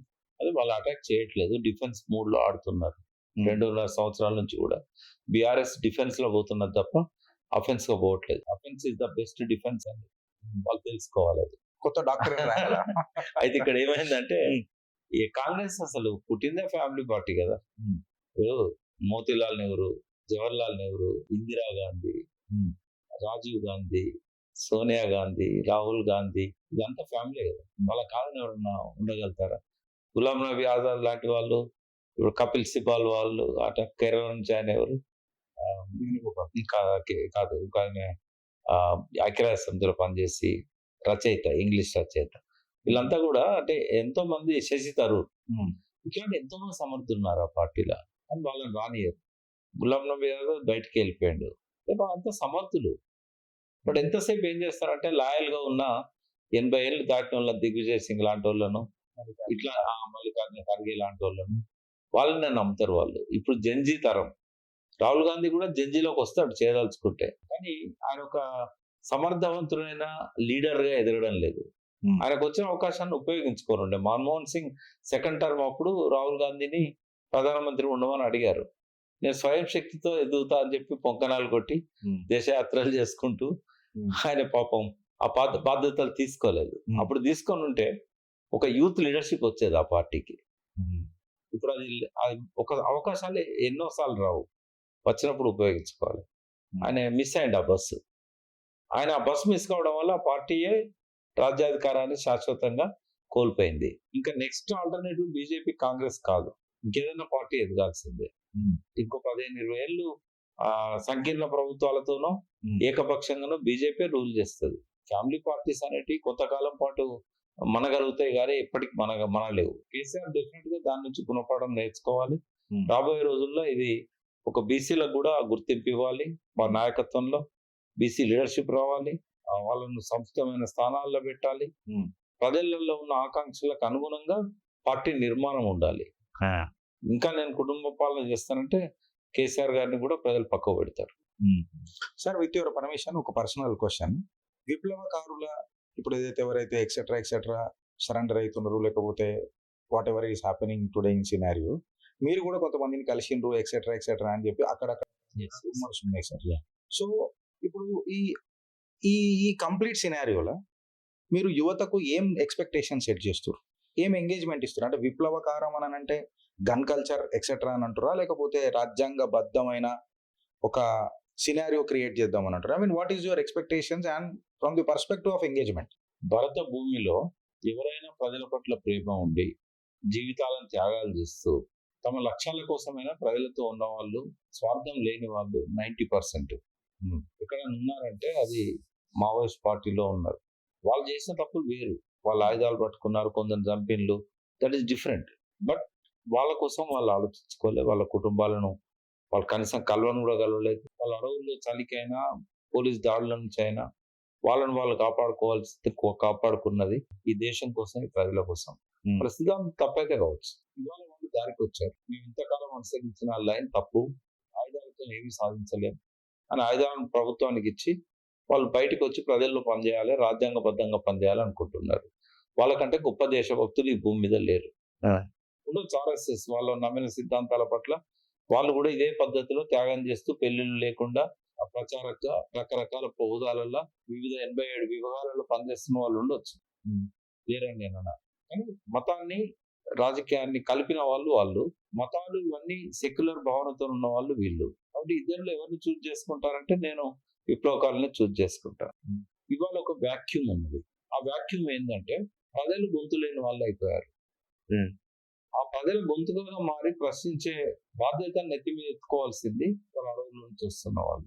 జెన్జీకి క్రమశిక్షణ లేదు, జెన్జీకి యూత్ కి విజన్ లేదు, యూత్ కి మార్పు కావాలని ఉంది. ఎగ్జాక్ట్లీ ఆ మార్పు ఏందో తెలియదు, రాజకీయంగా అనుభవం లేదు.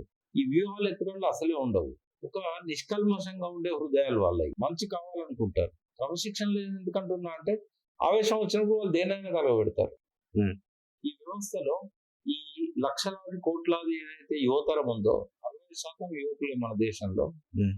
వీళ్ళను సరైన దిశలో నడిపించాలన్నా, వీళ్ళ పక్షాన అన్నిటిని ప్రశ్నించే ఒక గొంతు కావాలన్నా ఈ ఈ అడవుల్లో నుంచి నిస్వార్థంగా పనిచేసి ప్రాణత్యాగాలు కూడా చేసి ప్రాణభీతి లేకుండా బయటకు వచ్చి జనం కోసం రాజ్యాంగ పరిధిలో ప్రయత్నం చేస్తాము, ప్రజలతో ఉంటామని చెప్తున్న వాళ్ళే ఏకైక దిక్కు.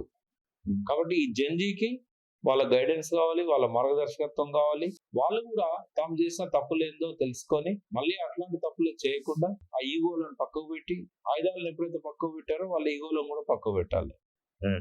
ఇట్లాంటి వాళ్ళందరినీ, మాలాంటి వాళ్ళందరినీ కలుపుకోవాలి. ఈ సమాజం గురించి ఎంతో కొంత త్యాగాలు చేసి భవిష్యత్తు బాగుండాలి, ప్రకృతి బాగుండాలి, ప్రజలు బాగుండాలి, అందరూ బాగుండాలి, అందులో మనం ఉండాలి. ఆ లక్ష్యం కోసం పనిచేసే వాళ్ళు ఆర్ఎస్యు అయినా, ఆర్ఎస్ఎస్ అయినా, విశ్వ హిందూ పరిస్థితి అయినా, ఎవరినైనా కలుపుకొని పోయే ఒక బ్రాడ్ బేస్డ్ ప్లాట్ఫామ్ ను ఆ ఐడియాలజీతో ఉండే ఒక నాయకత్వం, ఒక నిర్మాణం. అది ఫోరం కావచ్చు, పార్టీ కావచ్చు. క్రమక్రమంగా ఫోరం పార్టీగా మారచ్చు. ఇట్లాంటిది వస్తే తప్ప ఈ దేశం బాగుపడదు, ఈ రాష్ట్రం బాగుపడదు. సార్ ఇంకొకటి, కొన్ని దశాబ్దాల వారిగా మీ లైనేజ్ చూస్తున్నాం. పెద్దగా పదవులు ఏం ఆశించరు, పదవి వస్తే తీసుకుంటాం. అంటే ఇంత కన్సిస్టెన్సీని ఎంత సస్టైన్ చేస్తున్నారు సార్? పదవి పైన మీకు ఆశ లేదా, లేకపోతే ఇంకా వేరే మీకు ఏదైనా పెద్ద ప్లాన్స్ ఉన్నాయా? అంటే డ్రీమ్ అనేది చిన్నప్పటి నుంచి ఉండాలి. బట్ నేను పదవుల గురించి ఎన్నడూ డ్రీమ్ పెట్టుకోలేదు. ఎందుకు అంటే వీళ్ళు ఏం సాధిస్తలేరు కాబట్టి. ఇప్పుడు ఏదైనా ఒకటి మార్పు రావాలనుకున్నప్పుడు మార్పు గురించి ఆలోచించి నిర్ణయం తీసుకొని చేయగలిగిన వ్యక్తి ఒకడే, అయితే ప్రధానమంత్రి లేదా ముఖ్యమంత్రి. ఆ స్థాయికి పోవాలంటే ఇక దానికి ఒక రోడ్ మ్యాప్ ఉండాలి, అన్ని రకాల వనరులు ఉండాలి. అందరూ ఆశించిన వాళ్ళంతా ముఖ్యమంత్రులు కాలేరు. కేసీఆర్ గారికి నినాదం తోడైంది తెలంగాణ, మోడీ గారికి కూడా కాంగ్రెస్ భ్రష్టు పాలన తోడైంది. అట్లా కొన్ని అవకాశాలు కలిసి వచ్చినప్పుడు వాళ్ళు ముఖ్యమంత్రులు అవుతారు. ఈ ముఖ్యమంత్రి కంటే ఏ స్థాయిలో ఉన్నవాడైనా కూడా వాడి కళ కలగానే మిగిలిపోతుంది. ముఖ్యమంత్రికి చేరువగా ఉన్న వాళ్ళు ఏదైనా మంచి మాటలు చెప్పడానికి ఆయనకు ఉపయోగపడితే మంచి జరుగుద్ది అనుకుంటే ఆ స్థానంలో మేము ఉన్నాం, ఏ పదవి లేకున్నా. ఏ రాత్రి అంటే ఆ రాత్రి కేసీఆర్ గారి దగ్గర పోయి, లేదా అవసరమైతే రేవంత్ రెడ్డి దగ్గర పోయి చేయమని చెప్పే వెసులుబాటు ఉంది. సార్ నేను అవసరమైనప్పుడు ఉపయోగించుకున్నా, అవసరం లేనప్పుడు ఉపయోగించుకోలేదు. బట్ నేను ఒక వందల మందిలో నేను ఒక ఎమ్మెల్సీయో, నేను ఒక ఎమ్మెల్యేనో అయితే చేయగలిగింది ఏమీ లేదు. అందుకే నాకు గవర్నర్ కోటాలో ఎమ్మెల్సీ ఇస్తానంటే 2015లో నేను వద్దని చెప్పాను గవర్నర్ కోటా. తర్వాత 2003లో రాజకీయాల్లో ఉన్న వాళ్ళకు డ్రీమ్స్ ఉండాలి, నువ్వు ఏదైనా ఒక కాన్స్టిట్యున్సీ సెలెక్ట్ చేసుకోమన్నప్పుడు నాకు వద్దని చెప్పాను. ఎందుకంటే ప్రజలు కరప్ట్ అయినలు, అంటే నేను ఇస్తాను కదా డబ్బులు అన్నాడు. లేదు, ప్రజలు ఓట్లు డబ్బులతో వేయకుండా, ఏ రకమైన ప్రలోభాలకు గురి కాకుండా నిజాయితీగా వేసిందని నేను టికెట్ అడుగుతాను మిమ్మల్ని అని చెప్పాను. తర్వాత కాలంలో నేను రాజ్యసభ అడిగాను. ఆయన అన్నాడు ఇంకో టైం ఎమ్మెల్సీ ఉండు, అప్పుడు వద్దన్నావు, నేను వెసులుబాటును బట్టి నీకు ఎమ్మెల్సీ ఇస్తా అన్నాడు. పెద్ద నాకు ఇంట్రెస్ట్ లేకుండా, అరే ఆయన ముఖం మీద ఎందుకు కాదనాలే, ఇదివరకే ఒకసారి కాదన్నా. సార్ చూడండి సార్, బట్ రాజ్యసభ అయితే నా ఇంట్రెస్ట్ అని చెప్పాను. అప్పుడు వీలు కాలేదు. కుల సమీకరణాలలో మున్నూరు కాపు నుంచి ఇద్దరు ఆల్రెడీ ఉన్నారు అక్కడ, 7గురిలో 2 మున్నూరు కాపు, చాలా కులాలకు ప్రాతినిధ్యం లేదు. కాబట్టి నేను అది డిమాండ్ చేయలేదు, గట్టిగా అడగలేదు. అవకాశం ఉన్నప్పుడు ఇస్తా అన్నాడు కదా అట్లా అని చెప్పి అట్లా. ఇంకోటి బోరోవర్ నేను పార్టీలో లేను. అప్పుడు కూడా ఎప్పుడో దేవేందర్ గౌడ్ నవ తెలంగాణ పార్టీ పెట్టే టైంలో టీఆర్ఎస్ కి రిజైన్ చేసి నేను ఆయనను ఎంకరేజ్ చేశాను. బట్ ఆయన నేను అనుకున్నట్టు లేడు కాబట్టి కొద్ది రోజులకే ఆయన దగ్గర నుంచి నేను విడిపోయాను. ఆయన చిరంజీవితో ప్రజారాజ్యంలో విలీనం చేస్తున్నాడు, నేను లేను ఆయనతో. అప్పటి నుంచి నేను ఇండిపెండెంట్గా ఉన్నాను.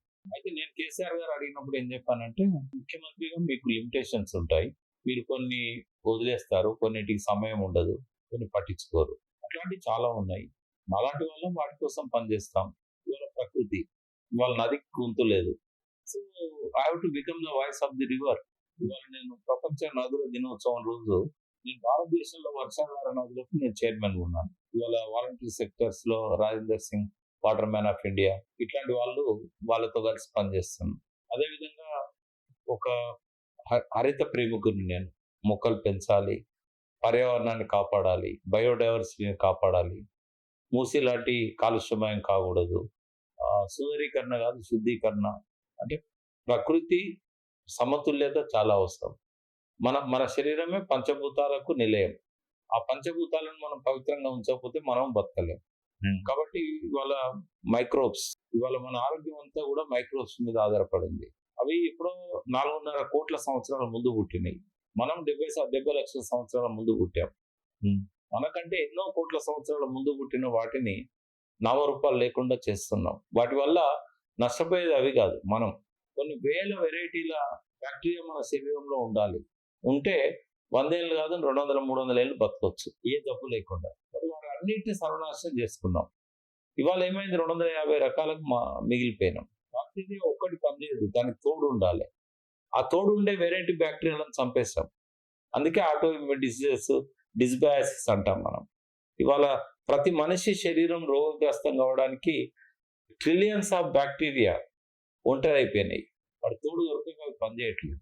నాగేశ్వరుడు చెప్తుంటాడు డిస్బయాసిస్ అంటే వెనకటి రోజుల్లో ప్రపంచానికి వైద్య శాస్త్రాన్ని, ఖగోళ శాస్త్రాన్ని, సైన్స్ ను అందించిన గణిత శాస్త్రాన్ని, జీరో విలువను చెప్పిన భారతదేశానికి బహిరంగ విసర్జన చేయకూడదని తెలియదు. మోడీ గారు వచ్చి స్వచ్ఛ భారత్ పేరుతో టాయిలెట్స్ కట్టిస్తేనే పరిశుభ్రత అనుకోవాలా? మరి దేశాన్ని వేల సంవత్సరాల కింద ప్రపంచానికి అన్ని రకాల జ్ఞానాన్ని ఇచ్చిన భారతీయ సంస్కృతి బహిరంగ విసర్జనని ఎందుకు ఆపలేకపోయింది? అంటే బహిరంగ విసర్జనలో ఉన్న గుడ్ బ్యాక్టీరియా ఏదైతే మన పొట్టల్లో నుంచి వస్తున్నదో దాన్ని కాపాడాలి. అది బయటనే మట్టిలో కలిసిపోవాలి. ఆ మట్టి నుంచి మళ్ళా బ్యాక్టీరియా వర్షం పడ్డప్పుడు మొక్కల్లోకి వెళ్ళాలి, లేదా దుమ్ము ధూళి లేసినప్పుడు ఆక్సిజన్లో చేరాలి, మళ్ళీ మన పొట్టలోకి రావాలి. ఇది సైన్స్, ఇది వాళ్ళ జ్ఞానం. మనం ఏం చేసాం, ఇవాళ టాయిలెట్స్ నెట్టి మొత్తం ఫ్లష్ అవుట్ చేసి అడ్డమైన కెమికల్స్ తో నెత్తి షాంపూలు, నోట్లో పొద్దున్న లేవగానే విషం, సోడియం లారెత్ సల్ఫేట్, అదంతా కూడా ఏంటంటే ఫోమ్ ఏజెంట్. అది ఫోమింగ్ ఏజెంట్. నురుగు రావాలి, నురుగు రాకపోతే పనులు తోమలేం, నురుగు రాకపోతే బట్టలు విండలేం, నురుగు రాకపోతే గిన్నెలు తోమలేం. ఆ నురుగులో క్యాన్సర్, కార్సినోజెనిక్ ఉంటాయి. అవి టాయిలెట్ వాటర్తో కలిసి మన మలంలోకి వెళ్తాయి. మలంలో ఉన్న బ్యాక్టీరియాను చంపేస్తాయి. ఇంకా మన జీవితంలో మళ్ళీ తిరిగి తెచ్చుకోలేము ఆ బ్యాక్టీరియా. ఈ ప్రాసెస్లో మనం ఇవాళ కొన్ని వేల రకాల బ్యాక్టీరియా జాతులను చంపేశాం. ఆదిమ జాతులను చంపేసినట్టే బ్యాక్టీరియా జాతులను చంపేశాం. ఇవాళ 250 రకాలు మన బాడీలో ఉండడం వల్ల క్యాన్సర్లు, రకరకాల జబ్బులు, గ్యాస్ట్రిక్లు, గుర్తు తెలియని జబ్బులు, ఇట్లాంటివన్నీ వస్తూ ఉన్నాయి. ఏంటి పరిష్కారం అని చెప్పి అప్పుడు వెతకడం మొదలు పెట్టారు.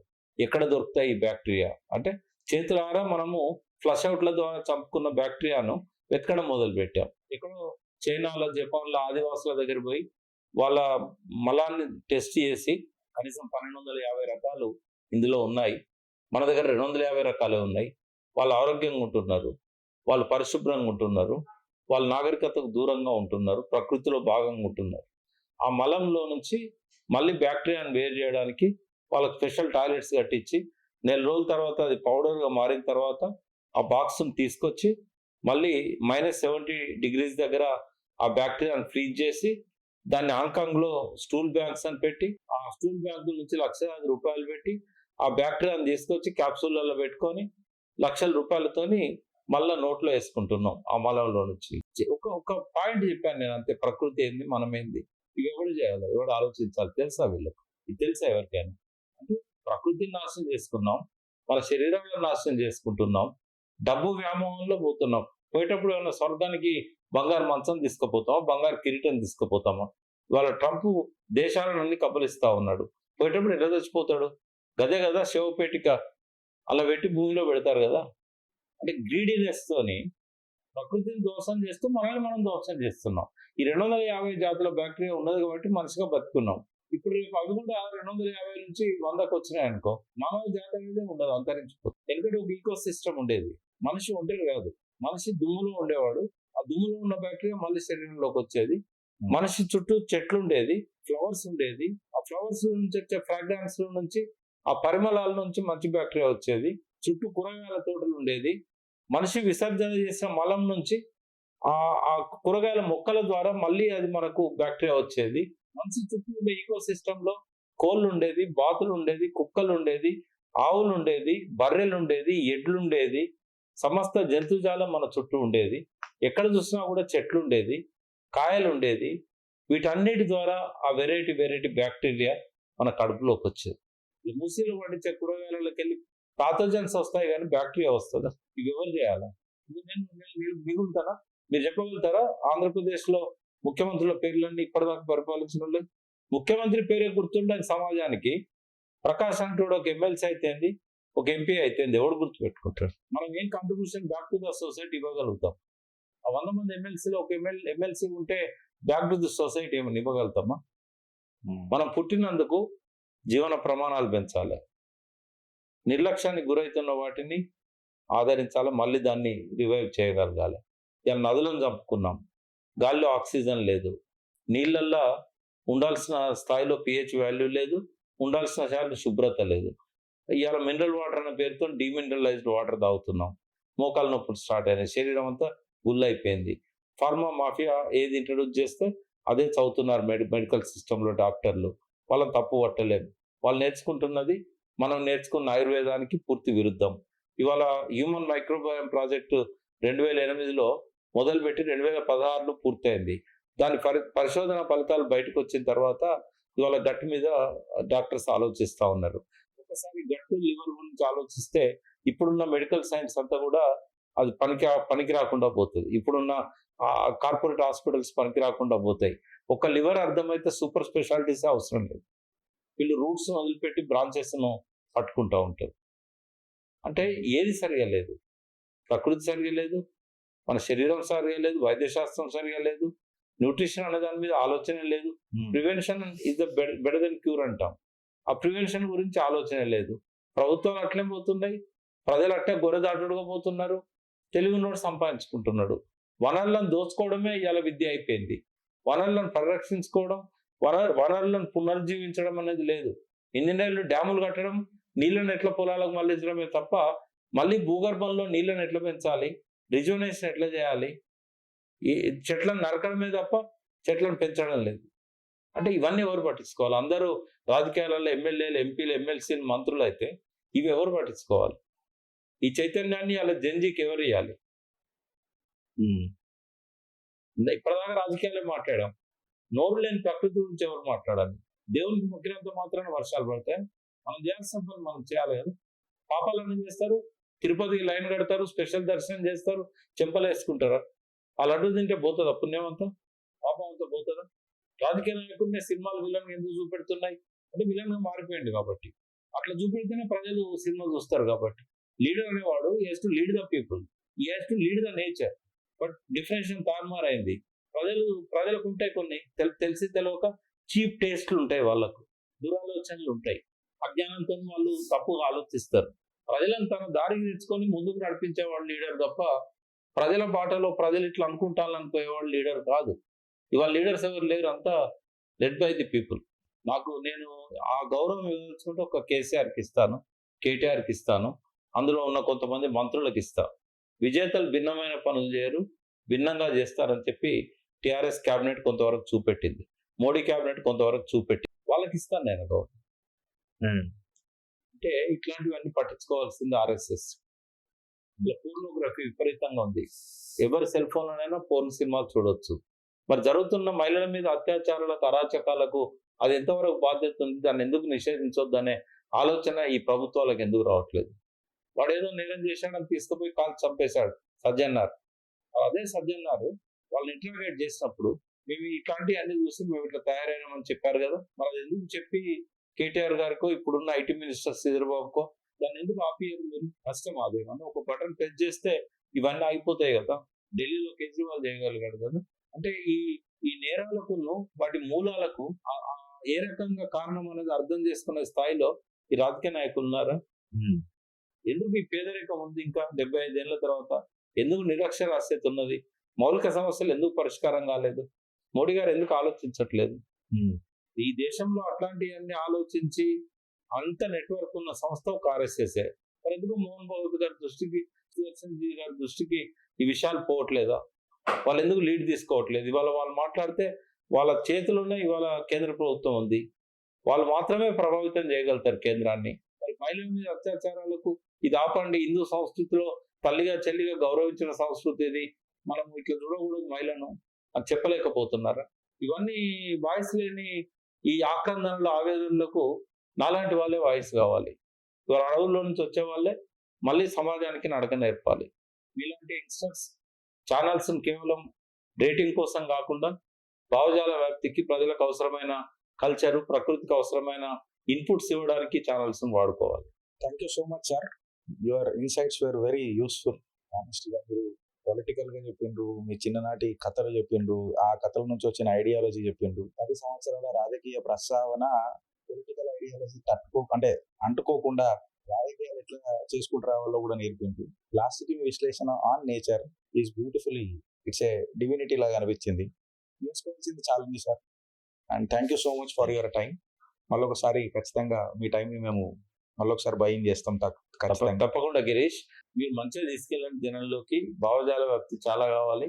100 గంటలైనా మనం శ్రమ పడాల్సిందే. తప్పకుండా sir. Thank you so much again sir. Thank you. జై హింద్.